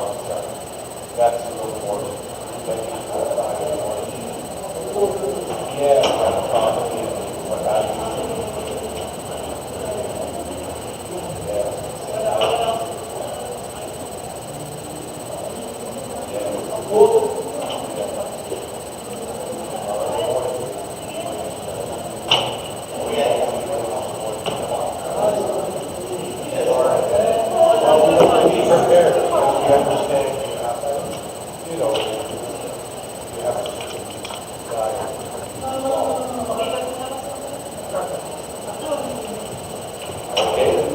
usually do.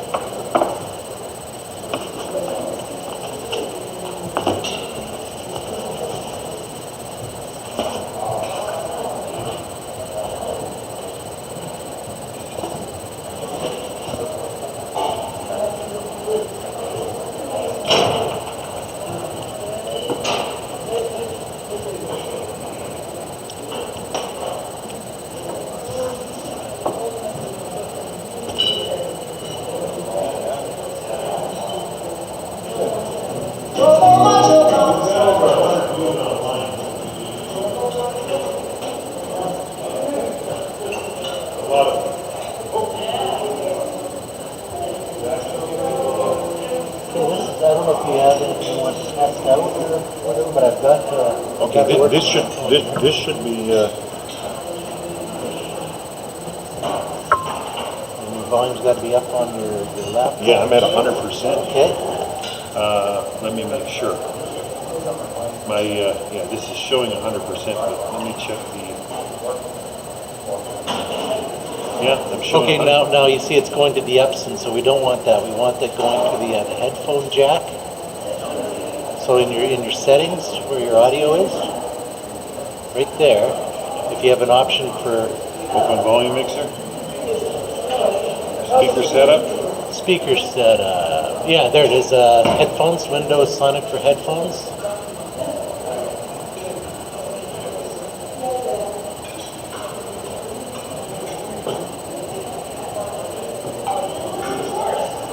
Nope.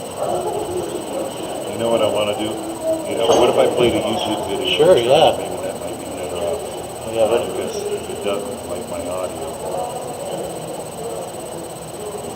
This is what I want to play in, it's set to private settings, and so. I'll turn this off here just so we don't spoil the surprise.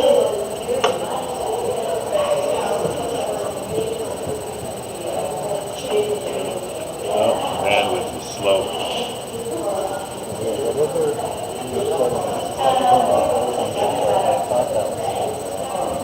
Is that headphone? Is that not a headphone? I think that's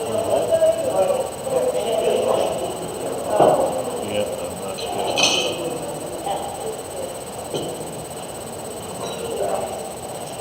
Yeah, I'm on music. She's crank.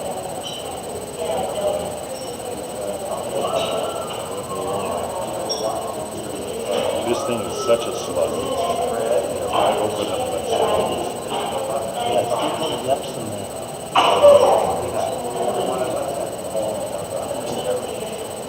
Try to do it on there, see if we can speakers like that. oh, that's on. There you go. Okay, so I think we'll have it now. Awesome. Go back to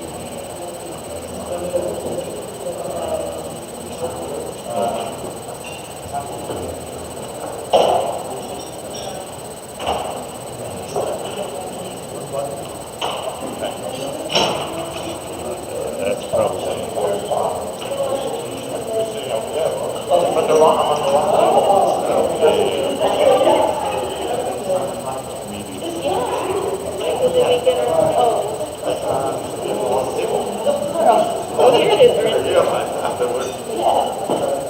Yeah, I already put it on the table. Is that our lamp souvlaki that's disguised with a bagel and lox?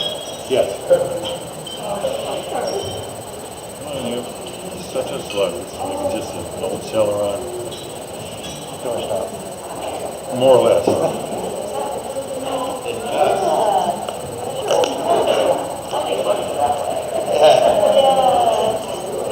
Why? It's not like all you can eat. No, dude, that's not fair. That's not even playing, right? It's thinking.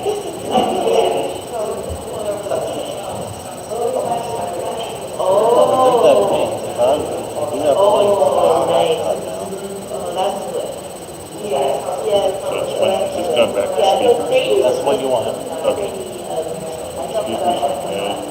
Yes, oh. Come on. I can't imagine. It brain parts so easily without enough power. It's only got 4 gigs of RAM. And I got full 32 running here, and it's a high-end, but free, $3,000,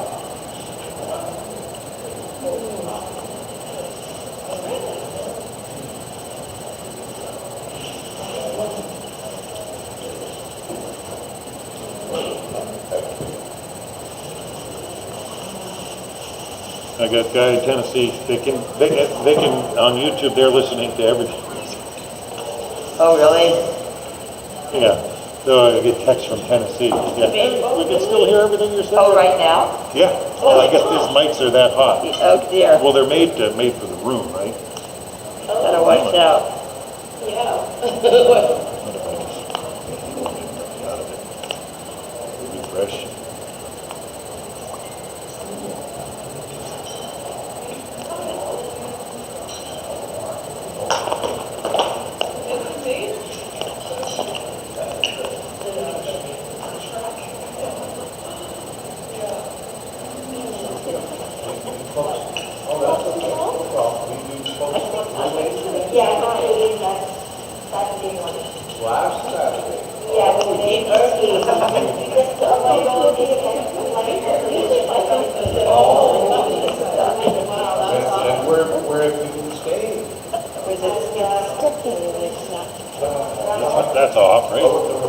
you know that no one was tampering it with it. They know that Where they're hearing from. very good security here.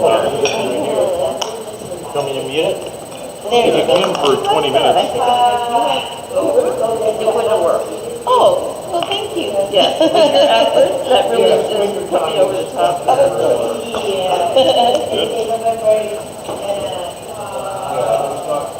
But there are lots of wineries. I got my buddies in Tennessee who just broadcast like I do, but, yeah, so I've got 82 views there, and I've got many more on this channel and also on the third This channel. has been very early for us. What is the way? Oh, very early. I know, you were told. Yes. But I know the partners are the choice. 30 seconds. That's right. I do not know why. At the coast, there's still water.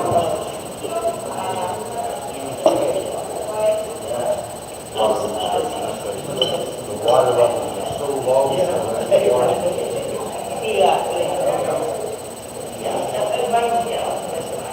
That's good. Have you been to the Okanagan before? Oh, you have? Oh, okay. Well, there you go.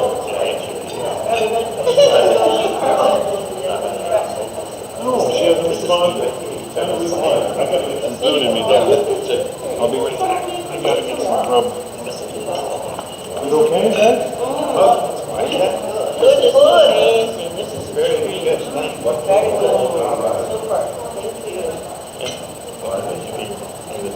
Oh,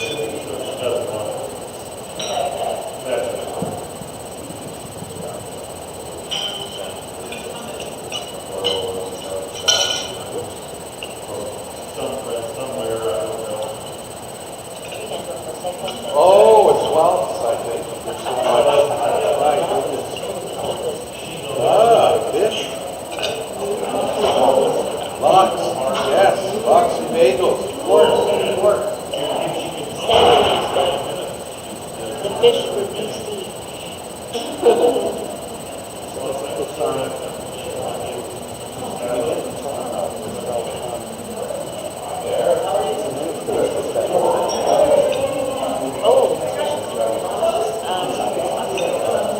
There's poultry salmon.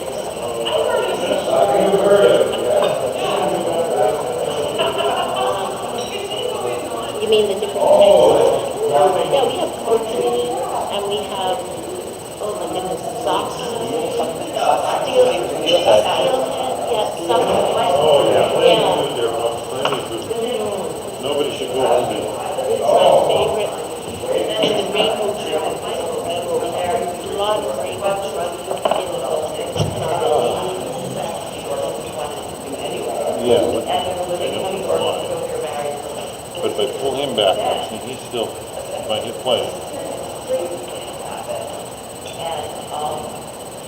don't know why.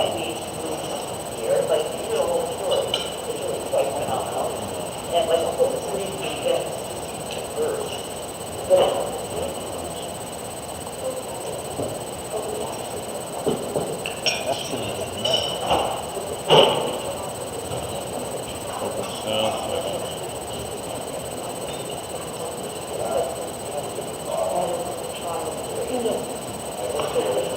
Oh, this thing is so slow. Forgive me, guys, it's slow.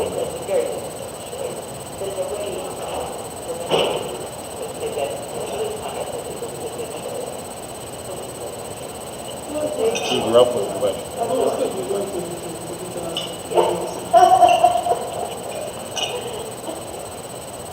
Michael, you want a touch?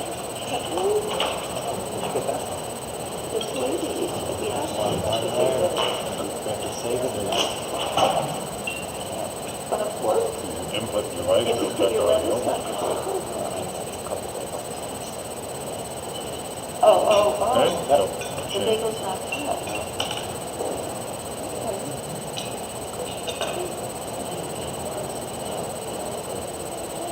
should go green. Play again. So sunny, Miami Beach. Okay, so I'm good? And then All right, then we'll restart it. And we'll go full screen. So, And I'm gonna have, I'm sure at some point after I was halfway through, I was remember. Yeah, he just went about it. Like, look, I guess I'll do that years before I can.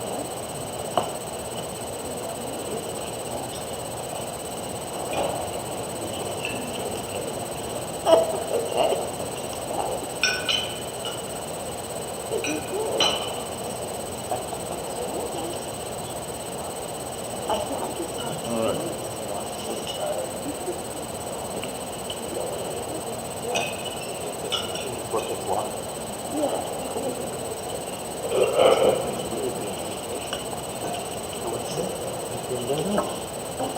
Thank you so much for saving the day. I mean, that's what you're here for, right? Use a couple of fresh batteries, but your lab makes all fresh batteries. You should be able to. Rest of the night? What, should I buy a pack for tomorrow? No, I had that. All right, thank you so much. Have a wonderful evening.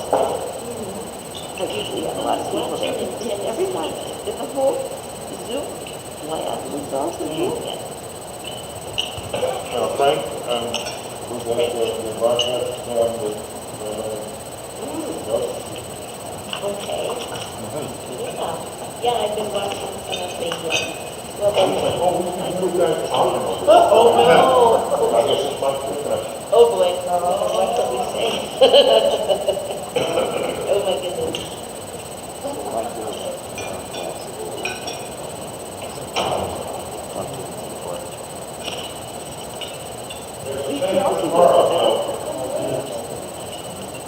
I wouldn't know. People be running up the door to get something to eat and try to get back to Rabbi's. But I just spend the money, get a buffet.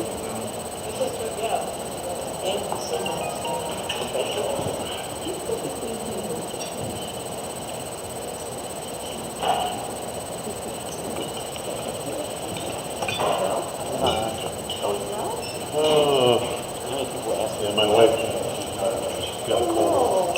Is she gonna come tomorrow? I don't know, there's a Working lot. on it. We're having so much fun in this competition. You know? I was hoping we could get a meter. Well, yeah, that was We need some nice. nice people, you know, some nice, oh, we're not all lepers and. No. We don't have pitch Well, you know, there is no way to beat us. Why don't we put her on Zoom at home and then we can meet her through Zoom? Yeah. Now, that's a roundabout way. Actually, me and her have a thing. Let me go wash Michael. We have a connection. I have masks. You're right. I have lots of masks. Oh, that sound effect. I don't know when to turn on mute. Uh-oh. Oh, I'm sure the office must still be open.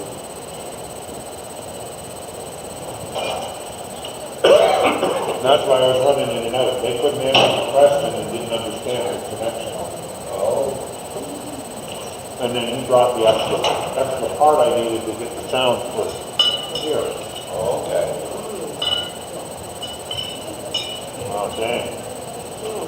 They might still be hanging around. There's got to be somebody here that the events are on, they have to have people here, don't they?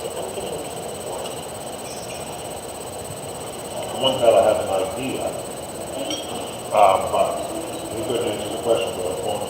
The other fellow, Oh. Pardon me. all over the floor. But we don't have a little, we have a little tug at home. She'll clean up. Like a movie. Yes. I have to be careful what's on the floor because tugs, they will eat anything. I finished making a coat. Did you see that picture of my? I made a coat for my doggie. And I'm making one for myself and then.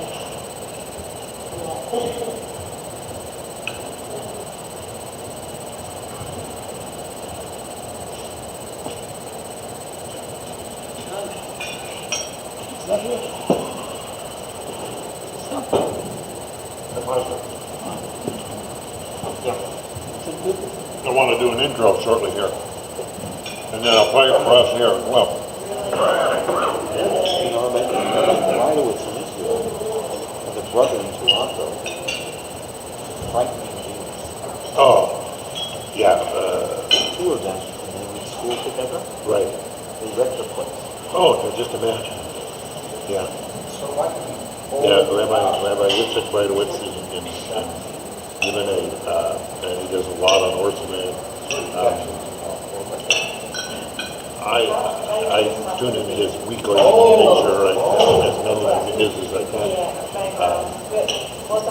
Especially on the Parshas email, it really helps me to understand a lot.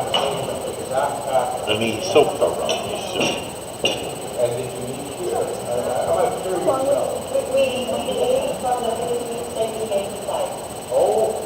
Whatever we don't like this.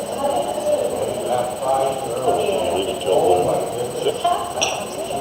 Yeah. I'll make an announcement. That's a handful.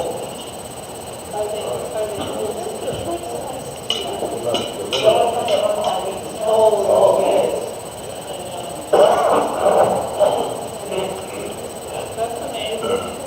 I don't think the mic is on. Yeah, no, it's the switch got stuck in the top of the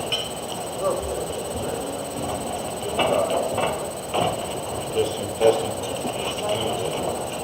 I don't know what it is. A lot of migration from the Philippines. Yeah. We're in the same. My parents came from Europe after the war. And Angela's parents, well, 10 years after that. That's the case. Check. Yeah, well, at some point, somewhere. Yeah, for sure.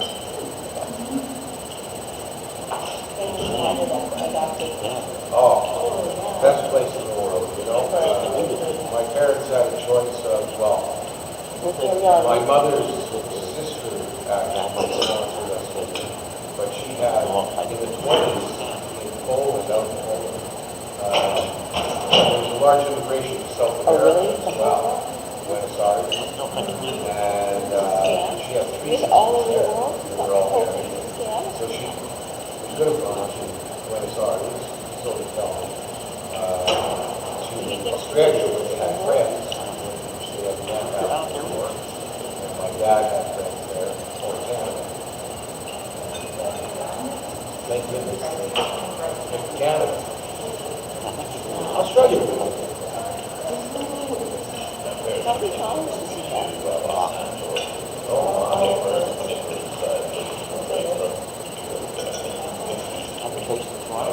Well, at that time, it wasn't that bad, yeah. But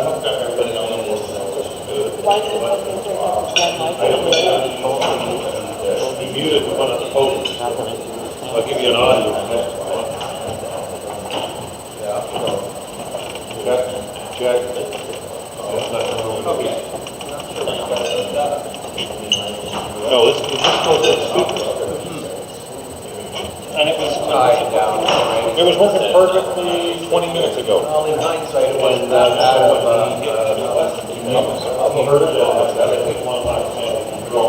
That's true. That's true. I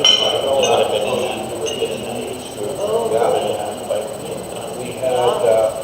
We had a few people come out here, actually, a lot of friends of ours, bringing their other families that they had in the States, their children come up here to avoid the drought.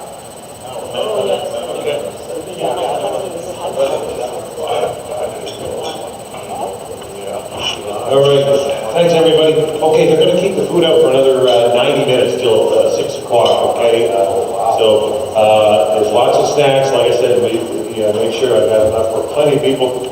And so we don't want anybody hungry. There's coffee and teas and some iced teas and juices and stuff there at the back. And we still have the water table. But I want to play this message by Rabbi Aaron David Poston of Yibbenay. I'm going to stream it on one side, and I'll play it on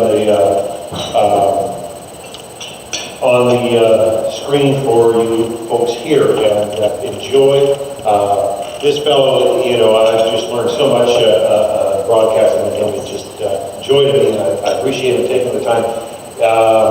He may do a live call-in tomorrow so we can ask questions. So I just wanted to make sure I had the configurations worked out with the staff here at the convention center. So I think we're all right. I can broadcast from here tomorrow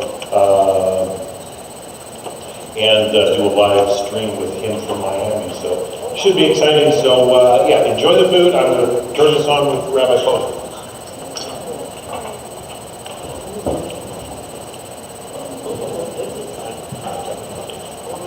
All right. Now he prepared this just for us. Shalom, welcome everybody. I want to welcome you already to the convention, which you've been at probably for a few hours already. Unfortunately, by the way, my name is Aaron Poston. Unfortunately, I was not able to make it all the way to Canada.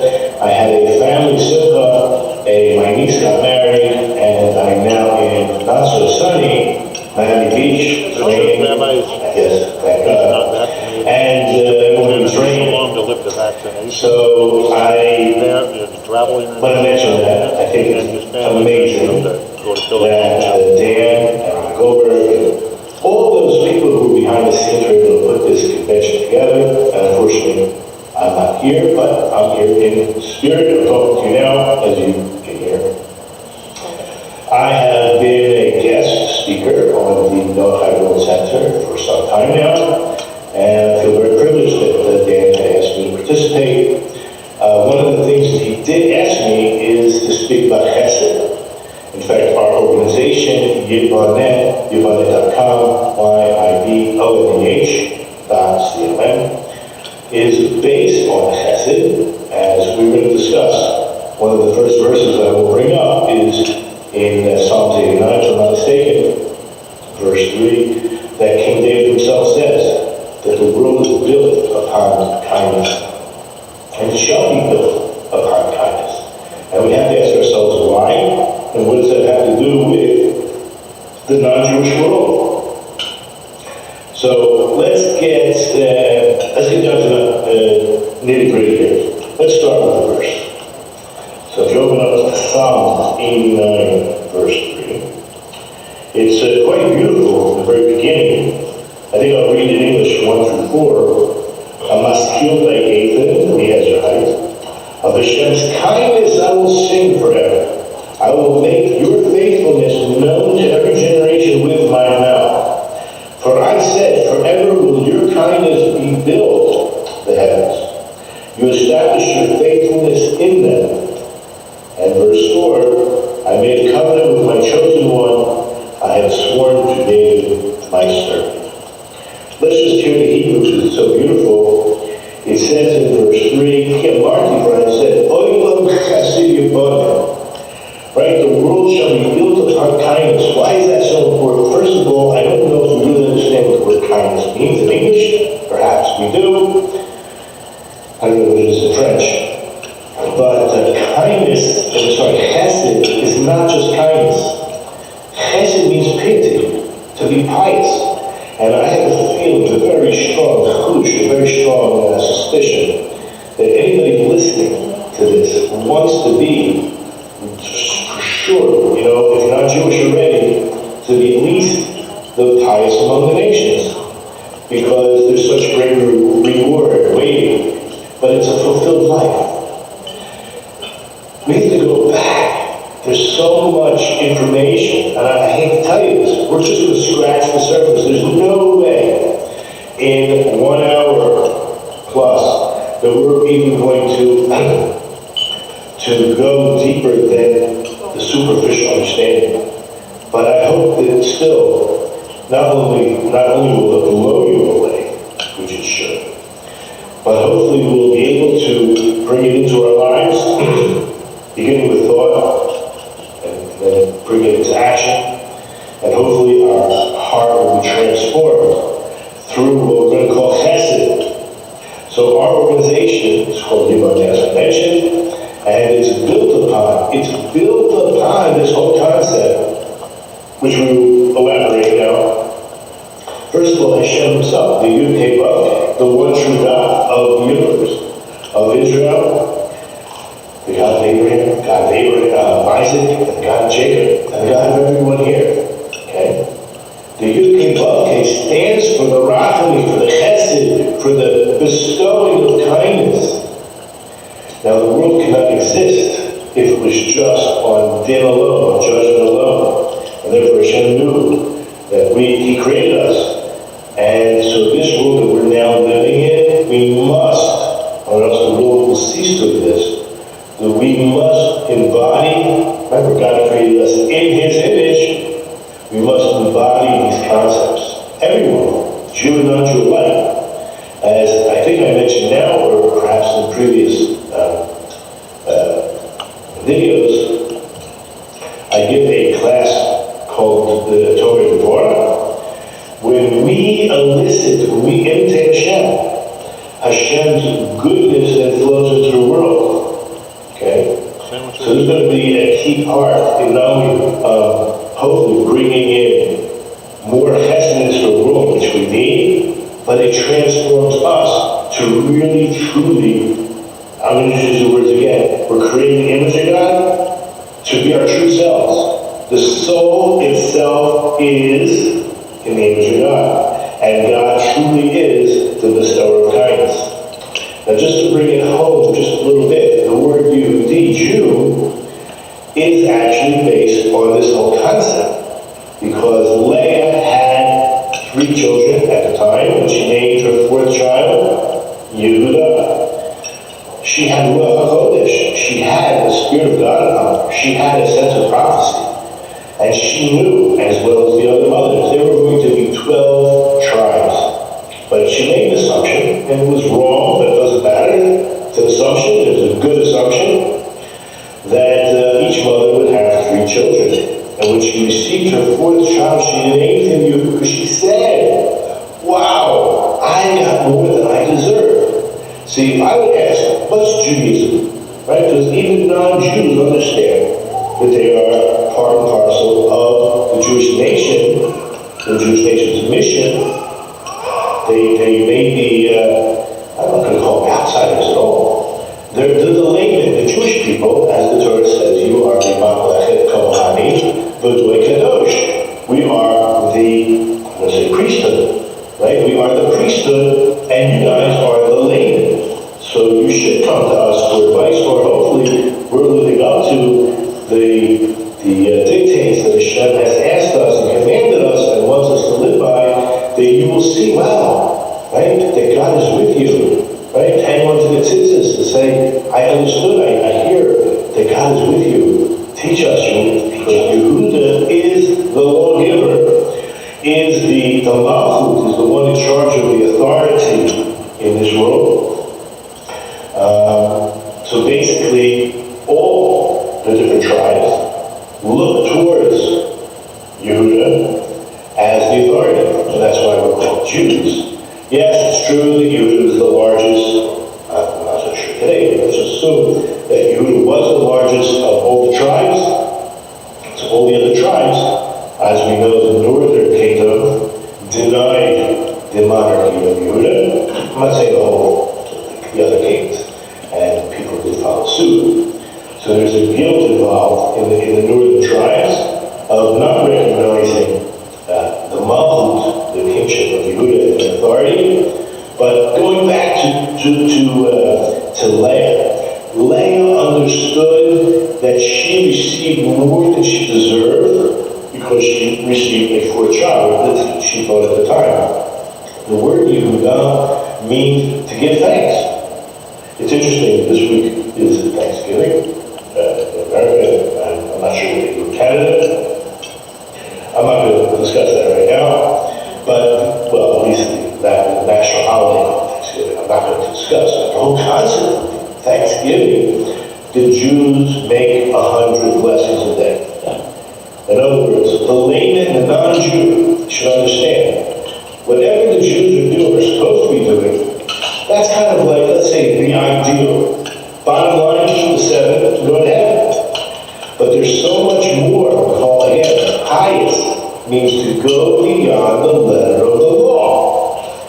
I already told you, logical mitzvahs, ethical mitzvahs, you're anyway obligated. You don't have to do the details like the Jews, but one should certainly live with a sense of attitude. And you can make blessings, you can make up your own. Thanks God for everything that comes your way. Having an attitude of gratitude already is living with the chesed, living with the chesed that Hashem has given you. And the idea, I think they have this terminology, at least in America, for paying it forward. If someone is doing you a chesed, someone is doing you such a kindness, remember, you're creating the image of God. How hard would it be? And believe me, it is. It takes a lot of work, a lot of focus to want to pay forward. The paying it forward is part of the showing of the appreciation. Why would you want to pay for it if you appreciate it? So the very fact that you can look at something and say, wow, what a chesed, what a kindness was bestowed to me, I can really appreciate it. Right? You take an orange, before you eat it, you think, wow, look at the color, look at the pulp, whatever it is. This is energizing. This God created this. It's an amazing thing. So we have details of what we have. You don't have those details. You can adopt many of the details. But the concept is living in a state of gratitude. That is what someone said, what are the Jews? What do the Jews do? What's so unique about the Jewish religion? Sum it up in a nutshell, gratitude. It would be the grateful ones. The grateful ones. Because because that's what Leah said. I'm absolutely grateful that I received much more than I deserve.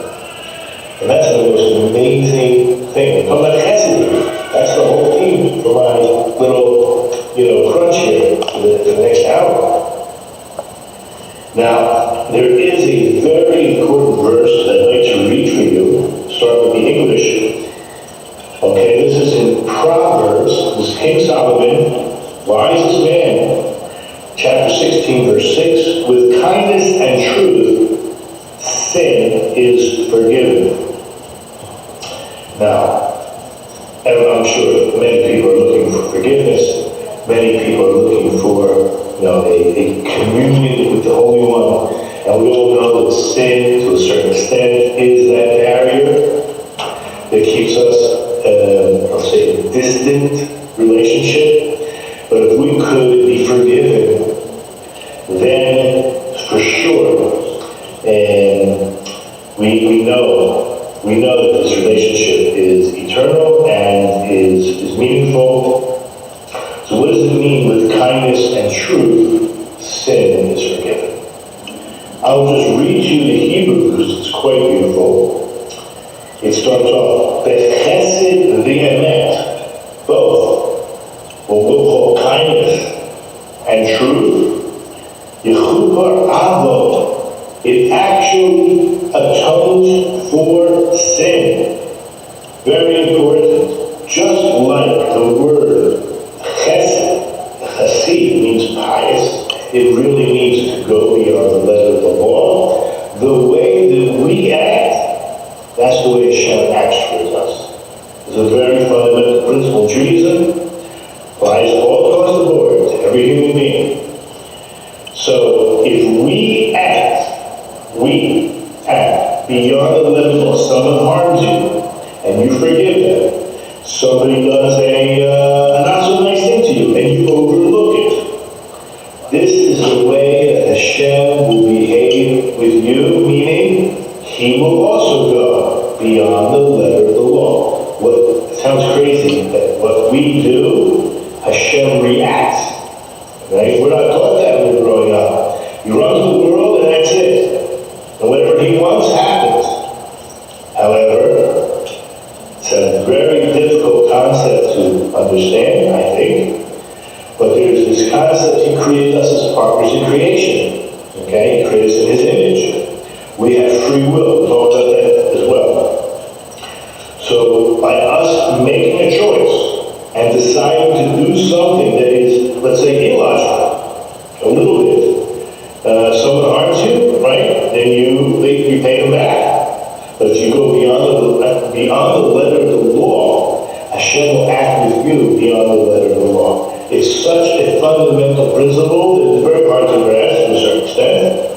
But what we do is, as partners with God, He created us unfinished, imperfect.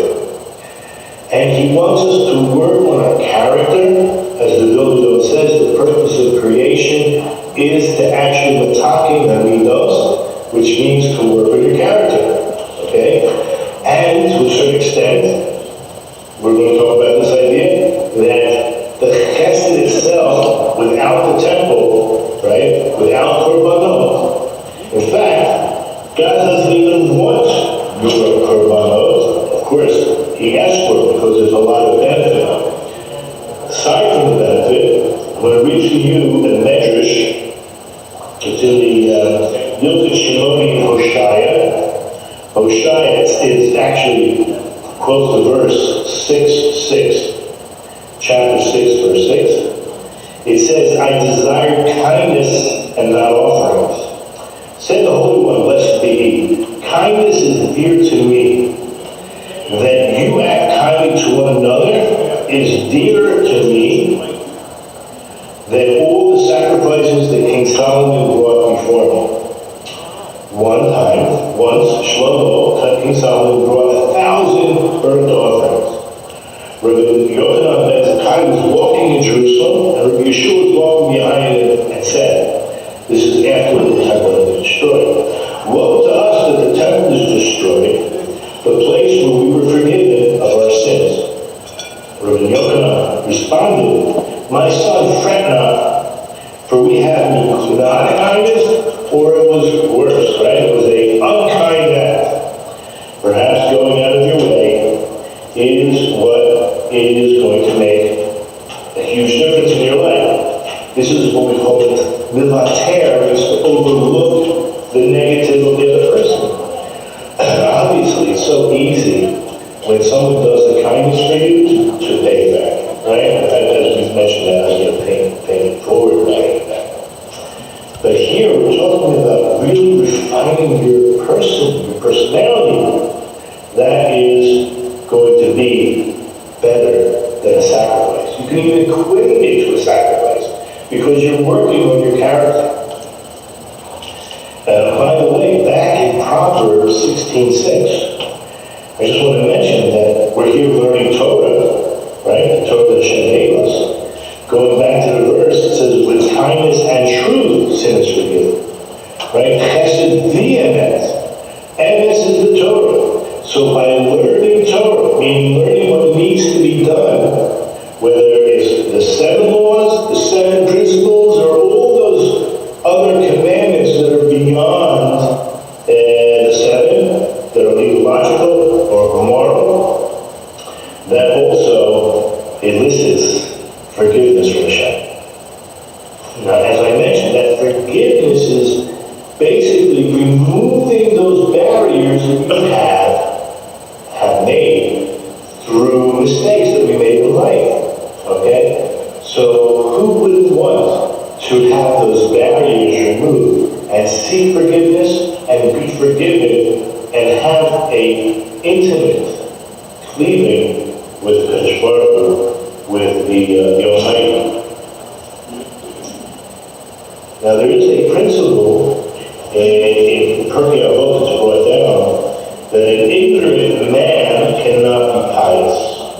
Why is that? So we said that piety, chesed, hasidut, is going beyond the letter of the law. If you don't know what the letter of the law is, you can't go beyond it. So this is one idea. Another idea is that an ignorant person is basically very physical. They're not spiritual. So in Hebrew, called ignorant and ignoramus, the terminology used by the rabbis is either a bore or a amaharis. So either way, both of those names symbolize someone who's very physical. So when you're into physicality, you're not into spirituality. So basically, the physicality hinders the spiritual growth. So the ignoramus is more or less, I don't want to say addicted to physicality. We all have physical need, we're physical beings. But their desire is not really spiritual. If you were, you wouldn't be an ignoramus. You wouldn't be considered a bore or an am-ha'aretz. Am-ha'aretz is really a person of the earth. The earth itself symbolizes this physicality. So you want to be spiritual, you'll think about how you could, ready for this? Give. You want to be a giver, because that's what Hashem is. That's what Gomel Chesed, that's the terminology we use. Gomel means bestower of Chesed, kindness. So in order to be, we're going to use another word, a mashpia. Mashpia means someone who is providing. Hashem is the ultimate provider. He's the ultimate Gomel Chesed. So too, that's what we want to be. So you must, if you want to be this, figure out how to get beyond the physical. Not be so, not addicted, but so reliant and desiring all the physical pleasures of life, because once you get a taste of that real, true spirituality, a kiss from Hashem himself, you just want more of that. It's a love relationship. Everyone can have that. So you get I call it spiritual awakening, but you have some kind of epiphany You can have an experience, a true spiritual experience. You just, I'm sure, if you experienced it, you would like to have more of that.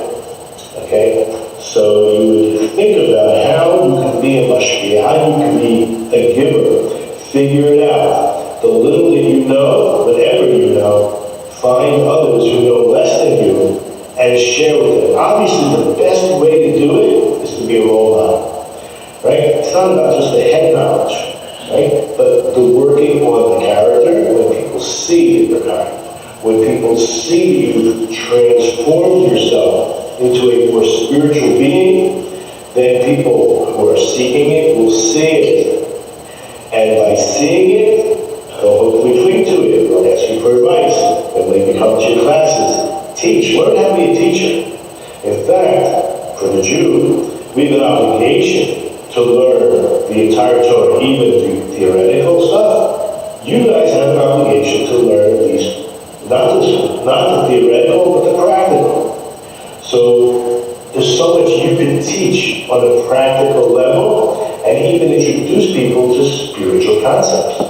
Okay? And that's not theoretical. That's actual. My mother is watching online. You know, when we think about the Torah, the 5 books of Moses, it's almost to sum it up, sum the whole book up. I can easily say it's about Chesed. I've been told that if you want to know what the book is about, you reach the bookshelf, you take the book off, you read the first page, you read the last page, you might want to read one of the pages in the middle, and you'll probably get an idea of what the book's about. So, our holy book, I don't call it a book, but you know what I'm talking about, the holy scroll that was given to us by God himself to Moses. Moses wrote it, talking about the content. So we open it up, and what does God do? He clothes the naked at the beginning. What does he do at the end? He buries Moses himself, meaning that's a chesed, it's chesed shalemus. It's the true chesed of burying the dead and everything in between.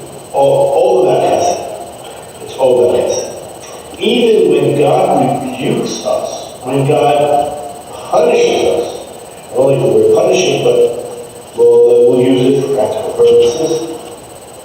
God is trying to awaken us to change our behavior, right? The prophet's job is to chastise.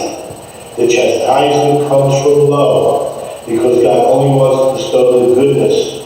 And in order to bestow the goodness, you have to change. You can't act bad and get the good, right? You're going to get what you deserve. So, we pray that we should not get what we deserve. But the bottom line is that if we act horribly, if we act in not a nice manner, if we have not perfected our character, and we'll get what we deserve. And so, what we want to do is change that.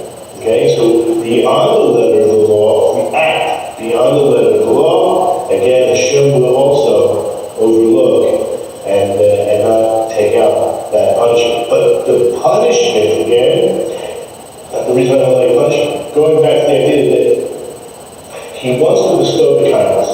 Let me explain in a mashal, an analogy.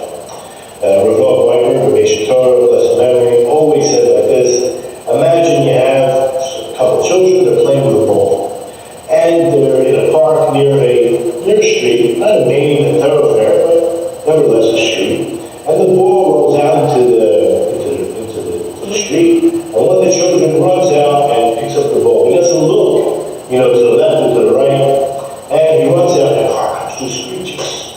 Stop, almost hits this child. Nevertheless, what happens? The car goes on its way after the kid retrieves the ball, and they go back to the play. Happens the second time. I mean, it's quite scary. Kid didn't learn the lesson. Third time, you know what happens? The car comes to a screeching halt before it hits the kid.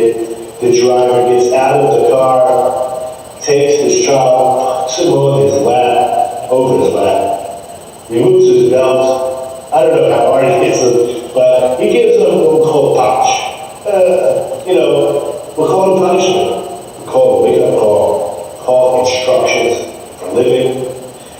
And had this child. So the Rosh Hashanah said, who was this father? I gave it away. Who was this driver that acted differently than the other two drivers? He was the father. So the father, the loving father, does not want to see his child harmed, right? He wants to inculcate that lesson that you should not run out and build a shoe without looking, okay? Very, very, very instructive, right? Very important. Knowing that even those instructions are coming from love. We all can feel it. We can all be aware of it. We can pray for clarity, right? If it's not clear when, I'm going to use these terms, when bad things happen to good people, right? You're all good people. You want to be good people. And seemingly bad things. Why do these bad things happen?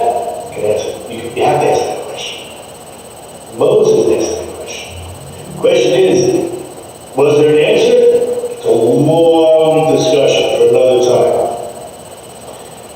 It's so complicated what the answer could have been or might have been. Some say he didn't answer. But for those that he did, it was out of love.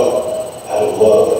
Bottom line, when bad things happen to good people, it's in order to give the person even a greater portion of the world to come. What, it's just magic? It just works like that? No. Okay? So there's work to be done.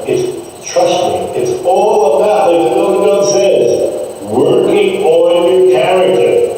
You need mentorship. You can create a Musa Chabura. You want to go beyond the limit. I'm telling you, that's what chassid means. You guys call yourselves like the pious of the nation because you just keep the 7 laws? I trust me. I guarantee you, you're right. You're right. There are non-Jews that don't care, they don't even think about it, and even if they are, they're moral for their own selfish reasons, not because God said. And remember, I don't know if you know this, but there's a huge quantum leap difference between somebody who keeps these 7 laws just based on logic and wisdom, and one who understands and knows that the whole world was created by a unique God, right? A single God, chose a people to be the priests, and has a unique covenant, not just with the Jews, but with the Bnei Noah. Okay? Very important to, and if you don't understand that, I beg you to learn the difference. And the Rambam explains the difference between the pious of the nations and the wise of the nations. And they're called pious for a reason. They're, in Hebrew, Chasidei Umos Ha'olam, because they go beyond 7. And that is really the series that I've been teaching for the Noahide World Center. I personally feel so grateful that I have an intimate relationship with God. There are many, I'll say, there are Jews out there who are sleeping. They're in a slumber. And because we've had this long exile. However, because I don't talk about myself so much, but I feel that there's so much to share with the world because of my own deep, I'm not going to say satisfaction, because you should never be satisfied when it comes to spirituality, but experience. I'm going to call it a satisfactory experience so far in life that I want to share that. And I think that every human being could benefit from the Torah that was given us tonight. I know it's a fact. Unfortunately, there are non-Jews that are sleeping as well. And even worse, brainwashing.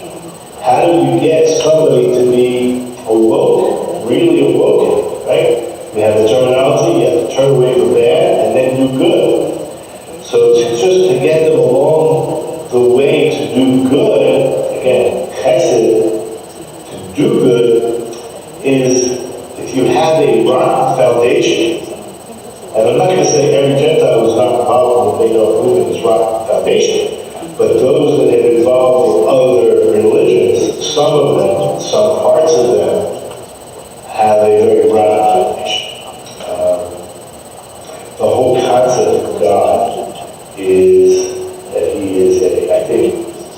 certain groups, that he is a mean and wrathful God, and then maybe perhaps he disappeared, transformed into a loving God, so God changes, who knows who's going to be tomorrow. And so what else do they say? Basically that it's all about suffering. I mean, their God suffered. It is true we have a concept also. His God suffering is because he wants us to be returned to the land of Israel, the Jewish people. He wants us to be more involved in the Torah and have it in our lives. This is why he's suffering. That's why he's suffering. So the same thing should apply for the non-Jews as well, right? To a certain extent. Now, if you think about the prophecies that many of the Edomites, many of them, I know just equated to Christianity, many of them will not make it after the war of Armageddon, Gog and Magog, unless they do tshuva. And many, this is a movement. This movement is unbelievable. You have so much to share. The question is how are you going to go about doing it in a sane, logical fashion. And of course you can start with just being a role model. That's really about just being fulfilled human beings, knowing that you're on the right path. And when people do ask you, perhaps you may go out of your way, like I said, you can have your own groups where you're helping each other grow, and perhaps inviting other non-Jews to think, it doesn't have to be a religious thing, because it's not. It's a more universal, moral, look, you all live, I assume most of you live in a democratic country, so politics get involved, you vote for someone who is a God-fearing or a God-aware person, who's, again, when it comes to politics, we end up voting for whoever's like the least of the worst. But perhaps people can get involved. One of the 7 Noahide laws is to establish a system of justice. So the best you can do at this moment is voting the least corrupt. The next step, finding leaders who are open, who are moral, who have a awe of the God of Abraham, Isaac, and Jacob.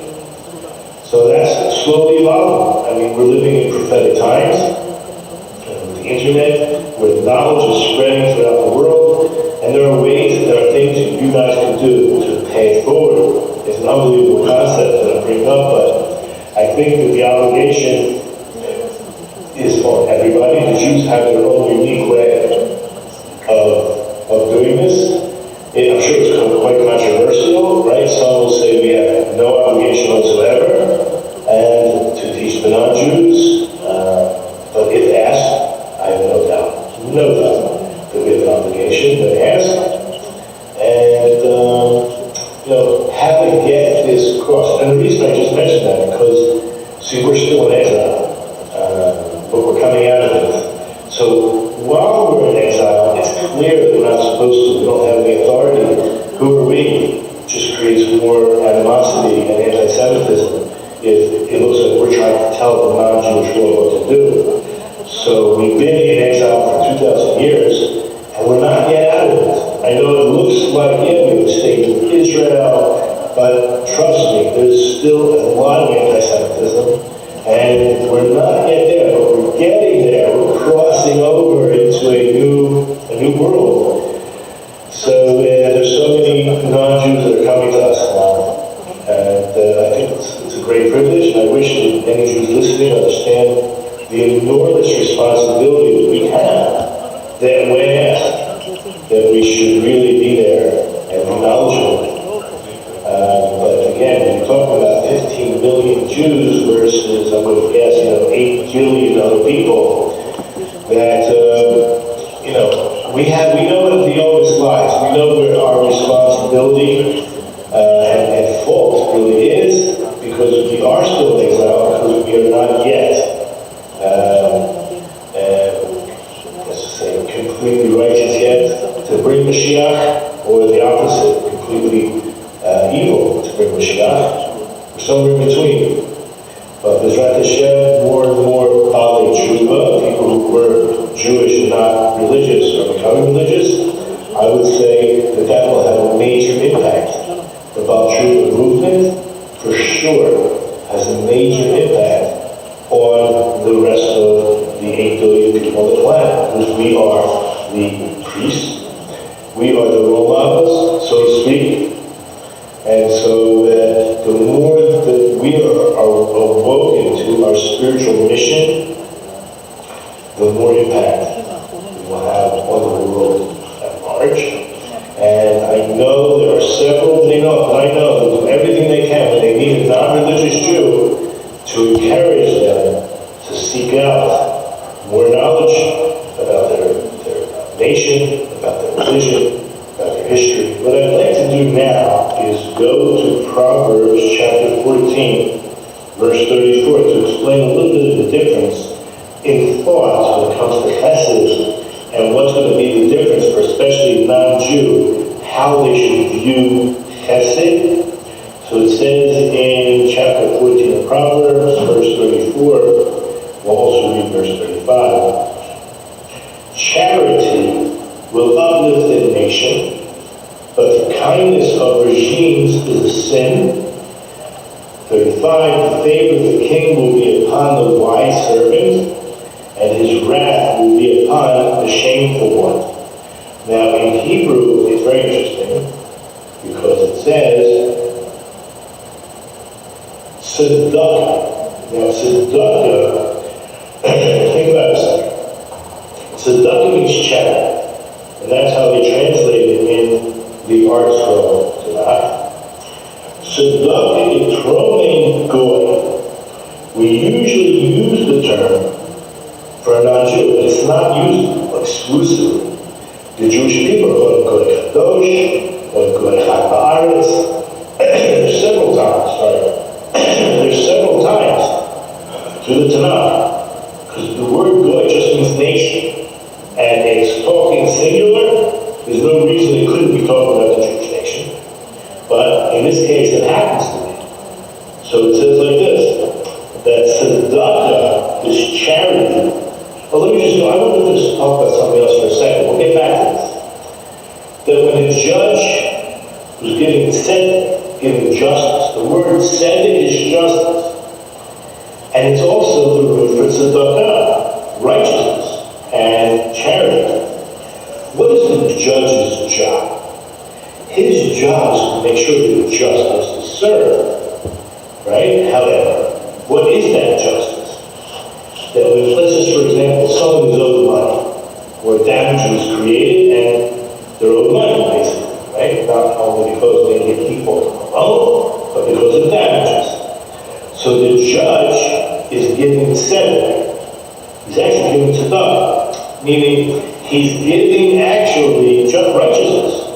That money that you have, this person who did the crime or did the damage, has in his pocket, shouldn't be in his pocket. It should be in the victim's pocket.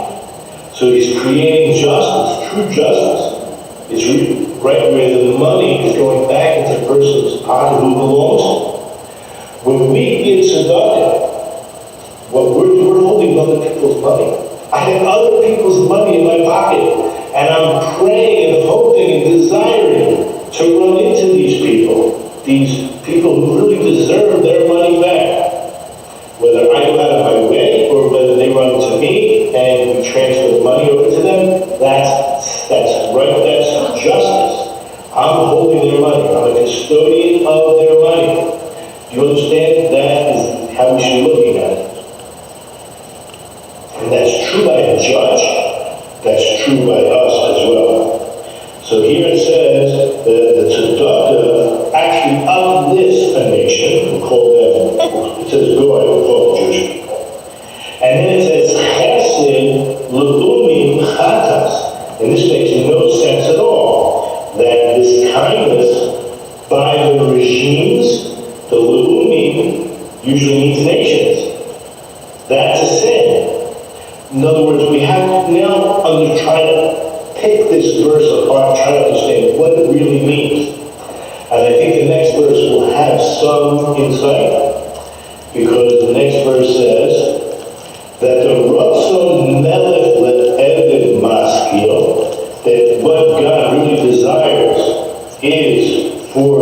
servant to the enlightened, his desires towards the enlightened servant, the evrato tihiyeh mamish, but his anger or wrath is towards the shameful one. Okay, so I'm using a sefer called the Noahide, which was written by the Kliyakar. It's just a different sefer, different volumes. And this is by Shlomo Ephraim Ribunchitz, and he explains this idea about the motivation behind the chesed done by the non-Jews that can be considered a sin versus the tzedakah by the Jews that is considered praiseworthy. And a non-Jew who understands this point can be transformed into doing what is considered good and right in God's eyes, just like the way a Jew would do. Remember, the idea that I started with is the Jews are what? Are the priests. We're just the role models. There's so many lessons and life instructions you can glean from us and remain non-Jews. Okay, so this is the idea here. So the Kliyakar in the Noahide explains that these verses are very convoluted. You really don't have any clue what it's talking about because the word goy usually means non-Jew, and Lahumi sometimes is used even for Jews. Okay, and he gives a few verses as an example. So one of the questions he asks is why by the Jews is the word tzedakah used, by the non-Jews the word chesed is used. So what the Kliyakar is about to do is really explain, we're not really talking about Jew or non-Jew, we're talking about the attitude that one should have. The Jew, people should have this attitude, all human beings, and the thing that's referred to the non-Jew is the attitude one should not have. So we'll learn something about the Jewish people, i.e. how everyone should act when they do tzedakah. So he begins by explaining that the word tzedakah was used by the word goy to explain what? That when people give to make themselves greater, I'm not talking about spiritual, I'm talking about giving their name out for haughty purposes. That is only found by the regime, so to speak, not by the goy. Goy can mean the nation, like the layman, right? By the average bloke, by the average person. So the tzedakah was used over there to explain. Okay, so what the Kliyakar is about to do is explain, we're not talking about Jew versus non-Jew. We're talking about, when he uses the word Jew, we're talking about the ideal. And we're talking about the non-Jew, we're talking about the non-ideal. Now let's explain, because remember, in the first term was used goy. And that's going to be a positive thing, and regimes are like kings and people of authority. And that would be a non-ideal situation. So the way he explains it like this is that basically most people who do tzedakah, who do this charity, they're giving for haughty purposes, to make their name greater. Okay? Whereas when it comes to the masses, when you give charity, you usually give it directly and you give it in a modest fashion. But if you were a king or you were a man of stature, a person of stature, so what you end up doing is getting other people involved. Now, there's not necessarily a wrong thing. Getting other people involved because you're basically letting, in other words, if you're a big guy, a big person, big stature, and you don't go to those neighborhoods where people need it, so you send somebody else. By sending somebody else already, when someone else knows, that's not called modest or private. It already becomes publicized by the fact that there's three people that know: the giver, the receiver, and the person in between. Now, I just want to mention that's very different than a Purim, where the Jewish people give through an agency, and that is specifically to the far side of the nace, so that other people should know the miracle happened. It's The kavanah, the intent, is not to make yourself great, but rather to publicize the miracle of Purim. But in a general fashion, when you're giving to make yourself great, so that's usually found by people of higher stature. This is their test.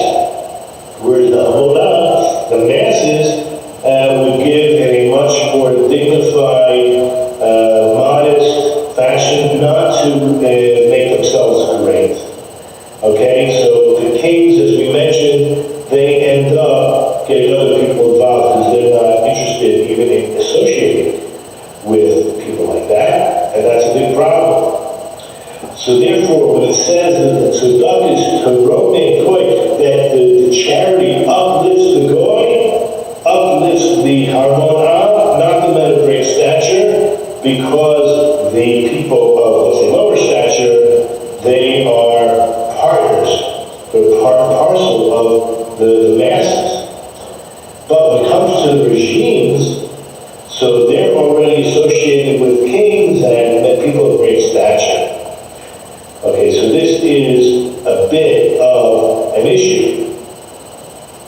So basically, someone who's really empathizing with the poor people, not the men of great stature. I'm not saying a person of great stature can't do this, but usually we said they're looking to make their names known. But someone who feels this is my brother, I'm on the same level as him, he just needs his money's in my pocket. And I gotta get it to him. So then the tzedakah is from Tov. Then the tzedakah is going to be an uplifting experience. In fact, the person is running away from grandeur. Right? And anybody that runs away from, authority and popularity, the authority and popularity actually chases that person. This is a perky I love. Okay, keep that in mind. That when you're running away from this authority, you said it's going to chase after you. So what's going to happen is you're going to actually become greater. And you're going to be uplifted above all of the actions that you just performed. And this is found in what we're going to call the Jew. This is found in Israel. That what? They minimize themselves in front of the Kodesh Baruch Hu. It's very interesting that in Deuteronomy chapter 7, verse 7, it says the Jewish people will remain small. It doesn't just mean small in number, but they have to have humility. And I'll tell you the truth. It's unbelievable. If you find out through research and statistics, Jews give more. I mean, there may be a few other sects of other religions, but for how small we are, we give a lot of tzedakah. We give a tremendous amount. And hopefully the world will learn. I know that the non-Jewish world, they say, yeah, the Jews, they take care of each other. They know what it means to take care of each other, basically. But when it said the chesed of the uni of the regimes, we're talking about kings, kingships of men of stature. So when it comes to that, then what they're usually doing is they're running after authority, and the authority will run away from them. And now we get into a very interesting statement here. What I would like to do is take you on a small journey into a piece of the Talmud in Baba Batra 9d that actually discusses the idea that if someone gave a small amount of money to a poor person, they're already going to get 6 blessings. And these 6 blessings are in Isaiah chapter 58, verse 7 and 8, 9, yes. So in verse 7, it says, is it not to share your bread with the hungry, and that you shall bring the poor that are cast out of your house? So when you see the naked, you cover him. So that's already you're going to get 6 blessings just by taking care of the poor and giving to God. But if you would speak to them, smile, and help them touch their hearts, then just by speaking to them some words of consolation, you'll receive 11 blessings instead of just 6. read that actually in verses 10 through 12, the same chapter, 58. So it says, and if you draw out your soul, you give it your all with some words to the hungry and satisfy the afflicted soul, then shall you, then we're going to now discuss these many blessings. Surely you're getting another 11. Then shall your light shine in darkness, blessing, and your gloom shall be as the noonday, another blessing. And the Lord shall guide you continually, who doesn't want that? And satisfy your thirst and drought, another blessing. And the day shall be of you, and the day shall be of you shall build the old waste places, and you shall raise up the foundations of many generations. Now the idea is chasing tzedakah, finding the opportunity, and I think this really has to do with if you know spiritual truths that will give meaning to other people's lives, who wouldn't want to give that? You want to pay it back, pay it forward. You experience an intimate relation with Hashem that most of the world is not privy to. Who wouldn't want to do this? Look in Proverbs chapter 21:21. He who pursues charity and mercy finds life, charity and honor. It's a beautiful verse in Hebrew. Rodei tzedakah b'chesed, yimtza Chaim, tzedakah b'kavod. Okay, this is an unbelievable concept. Okay, now, I don't want to go too much into this, but basically, if you're chasing it, what does that mean? If you want to be able to give, Hashem will give you the money. He will help you find ways, business partners and whatnot. Your whole desire, you want to be a philanthropist, you want to be able to give tzedakah, you want to be able to reach in your pockets and give. So, pray to Hashem. Want and desire to write rodef tzedakah. Okay? Chase this. Chase it. And we're talking about chasing for the right reasons. Not to get your name up in neon lights. Okay? So that's going to be very important. And on page 10 in the same Gemara, you had a very interesting conversation between Rabbi Meir and an opponent. Right? Someone else coming and trying to argue with him. His name was Turnus Rufus. He asked Rabbi Akiva the same question. So the Gemara begins like this. The Rabbi Meir would say, an opponent may bring an argument against you and say, you know, if God is punishing this person, he's poor. Who are you to give the person money? You're going against God's decree. And the same thing can be asked. Why pray for someone who's sick? If God made them sick, there must be a reason. And if you're praying for their health, what does that help? It's like you're going against God's decree. Who are you to try to change that? Well, it's a very interesting answer we're going to see. First of all, when it comes to health, God actually wants the person healthy. He wants whatever tshuva or whatever kind of rectification is necessary, but ultimately God wants the person to be in a state of health. But he puts the person in that situation in order to elicit a response, a transformation. Maybe he even wants people to pray. There's a whole lot of reasons why that would happen. But listen to what he says here. So if your God, this is what the opponent, Rabbi Meir says, if your God loves the poor, like you say he does, so why doesn't God support them himself? Meaning in such a case, you would say to him, you know, God commands us to act as his agents in sustaining the poor, so that through them, we will be credited with the performance of mitzvahs. And therefore that he saves us from the judgment of Gehenna. This is the exact same question that Turnus Rufus, the wicked person, asked Rabbi Akiva. If your God so much loves the poor, then why doesn't he support him himself? And Rabbi Akiva said he commands us to sustain the poor, so that through them, with the charity we give them, we will be saved from the judgment of Gehenna. Well, Turnus Rufus said, one second, I don't get it. On the contrary, It is this very charity that actually condemns you, the Jewish people, to Gehenna. And he brings a parable. Now we're going to see this parable, but we're going to see Rabbi Akiva's answer, which I think is very interesting. So the Tarnish Rufus says, I'm going to illustrate this with a parable. To what can this be compared? You have a king of flesh and blood who's angry with his slave. He puts him in prison, and he ordered that nobody should feed this prisoner. Don't give him anything to drink. Somebody went ahead and snuck the guy some food and drink. Now, this is what Tarnish Rufus is saying. You know, if the king would have heard about this, he would obviously be very angry with this person, isn't it? And you, the Jewish people, you're called slaves, as it says in Leviticus 25, verse 55. The children of Israel are slaves to me. So, if God decreed that a certain person should be impoverished, so the one who ever gives in charity is defying the will of God. It's a great argument. But Rabbi Akiva responds back. I will illustrate the opposite to you with a different parable.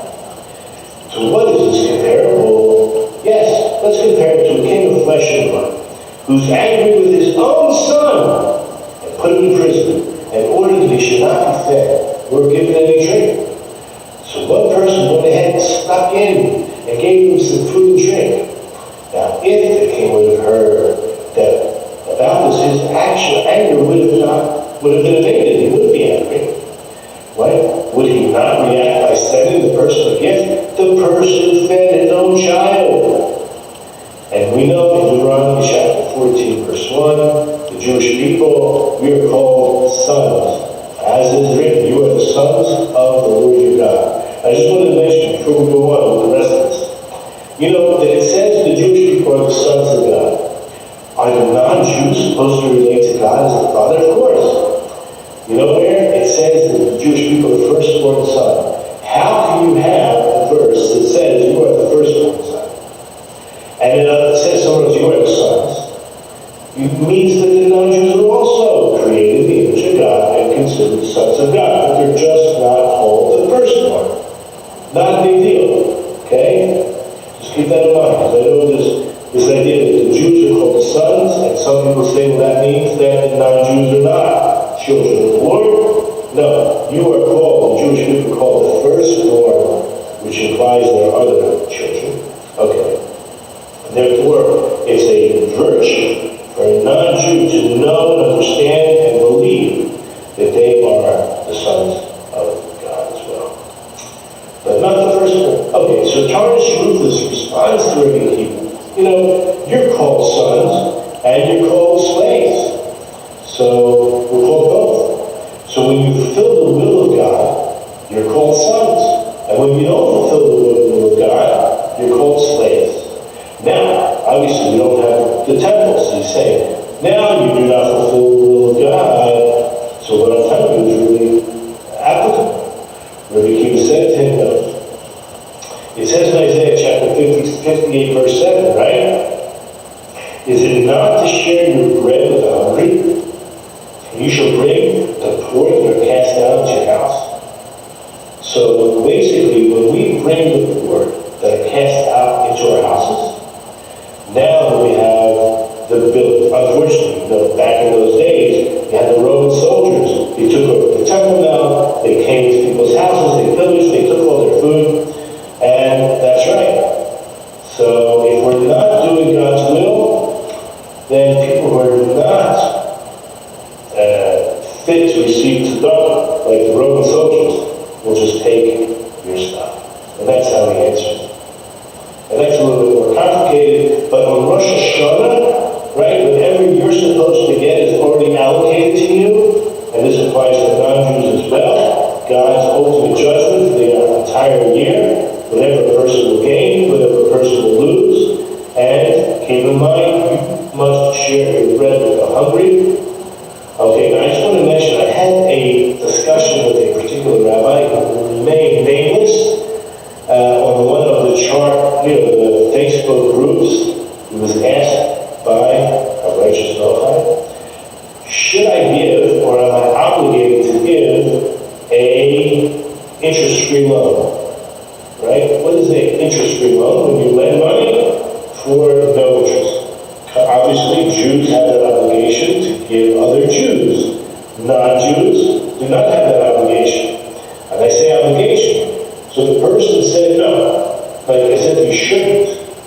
And I thought twice, and I'm thinking to myself, first of all, I don't think that's appropriate without asking more questions. Any rabbi who's asked a question and who doesn't respond to more questions probably doesn't fill the shoes of a rabbi. So the question is, who's the person? Are they just looking to expand their businesses? Then for sure, become a partner. Why not? Take on this loan with interest, right? You deserve it.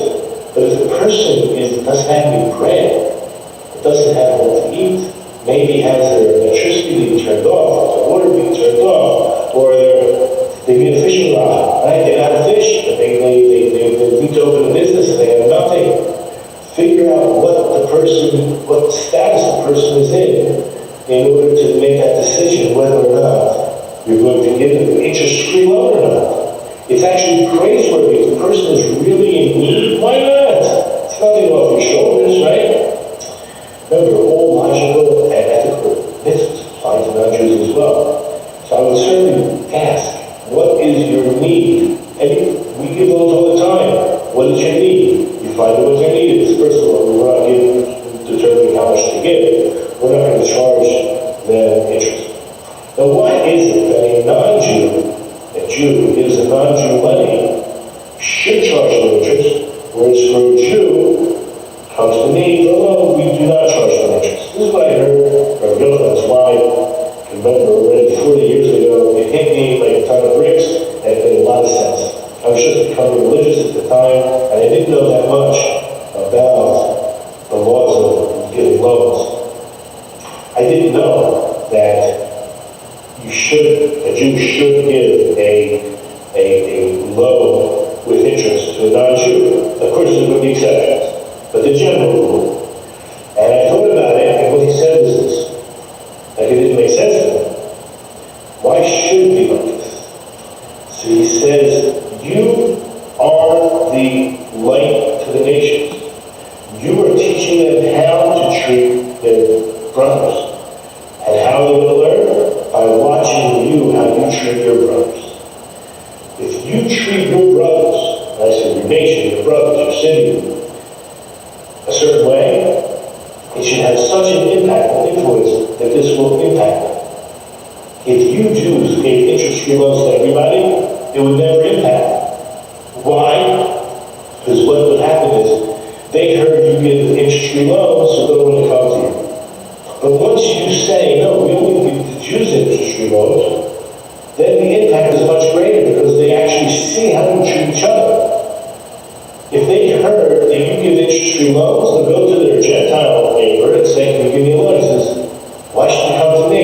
Go to the Shlomo Harwitz, go to the Jew, he'll give you an interest-free loan. They'll never learn because it will take advantage of the fact that Jews give interest-free loans. It will make even a greater impact. So this is really counterintuitive.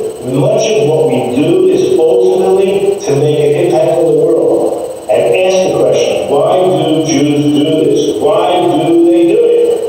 And now, this is very important. Why are the Jews giving these interest-free loans? Because they're actually treating the other Jew like their brother. And this is an important lesson that everyone should understand, that everyone is like your brother, right? So in order to get that message across, I know it sounds cruel, right? It sounds like, how can you do this?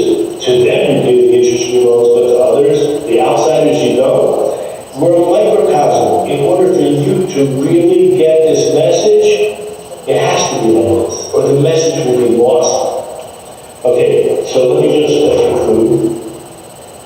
As I mentioned in the beginning, there is no end to the amount that we can learn about Chesed. I hope this just provided a brief introduction to the importance of Chesed. Number one, the entire Torah is based on Chesed, meaning Hashem himself emulates, is Goldberg Chesed, bestows kindness. We're created in God's image. The ultimate purpose of us is to work on ourselves to become less physically attached to things,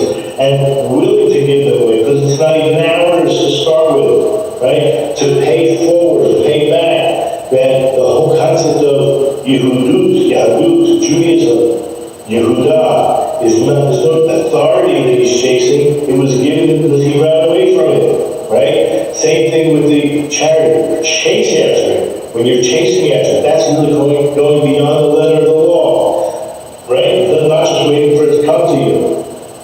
To chase after it. By chasing after it, you're actually living up to your potential, and Bezrat Hashem, with God's help, will continue to grow, and hopefully we'll see you continuously through the different classes that I give on the Noahide Center, and I bless all of you.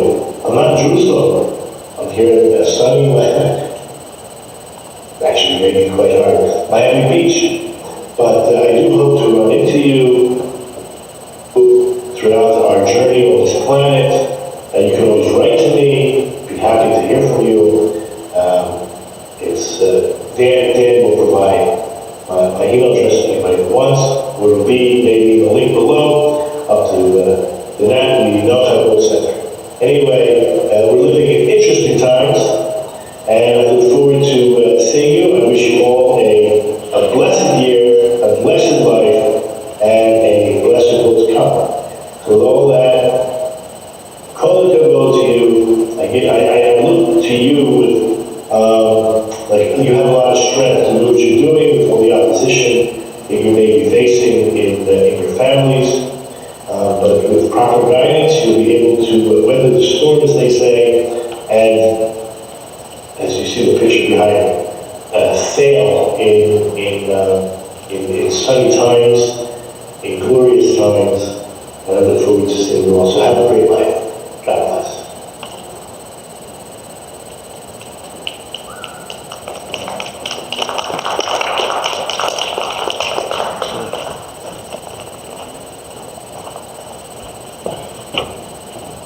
Wow, well, that was an awesome word from Rabbi Poston. He was messaging me while that was on there, and he was asking if you folks were interested, if it was hitting the mark. And for tomorrow, I'm hoping to be able to do a Skype call with him, and he kind of put the hand out there, if you have any questions, write it down, slip me a question. He would love to have some interaction. If anybody's got any questions about Hesed and the things that he shares, or I know that he is a man in Jerusalem that lives what he's talking about, and his organization does nothing but pour kindness out to those in need in his community and abroad in Jerusalem, and it's just an honor to hear the wisdom of Torah from the likes of such studied people as himself. I'm going to have to shut down the broadcast here shortly. I want to thank you guys for tuning in. I see we've got people down all over the United States and in Europe, and it's exciting on social media, but we've got about 15 minutes or so, 20 minutes before Rabbi Michael Skovac comes on. I'm looking forward to hearing what he's got to say, and it's just a joy to be here, and we're going to get to do it all over again tomorrow, so hopefully you guys are enjoying the outing and you're enjoying an opportunity to meet. I do want to point out that if you don't have a copy of our Brit Shalom book from Rabbi Uri Shirky, we've got some available on sale at a very, very discounted price up front. It's virtually 50% off the usual price, and they're right here in hand, and we've got them with a new cover, so it's a wonderful opportunity. If you want to purchase some to take, maybe hand out to family and friends, they're always a good conversation starter, sharing a book. And there's several versions. We've done classes online with a few people, and there's still some being done online, going through the book in detail with a lot of explanation. But it's a practical application book for Noahides, and it goes through some very, very easy to understand terms, and they're available. If it's a wonderful opportunity to get them at 50% off, so that you're able to pass that out a little bit more exciting. And there's even a few that are the double-sided books. Some have half Hebrew and half English. There's only a limited number of them. I want to thank Rabbi Goldberg for sending those from Israel. And I don't know if you know any Hebrew people, but I think as Rabbi Poston even brought up today about if you know maybe a non-practicing Jewish person, it's just a wonderful opportunity to begin dialogue. It's a great opportunity for us to help kindle flames, and as we all make our way back to the source, and it's exciting. So I'm going to shut down the broadcast for now, and then I'll come back on in a bit. We're going to get Rabbi Skovek all wired up. Looking forward to hearing what he's got to share.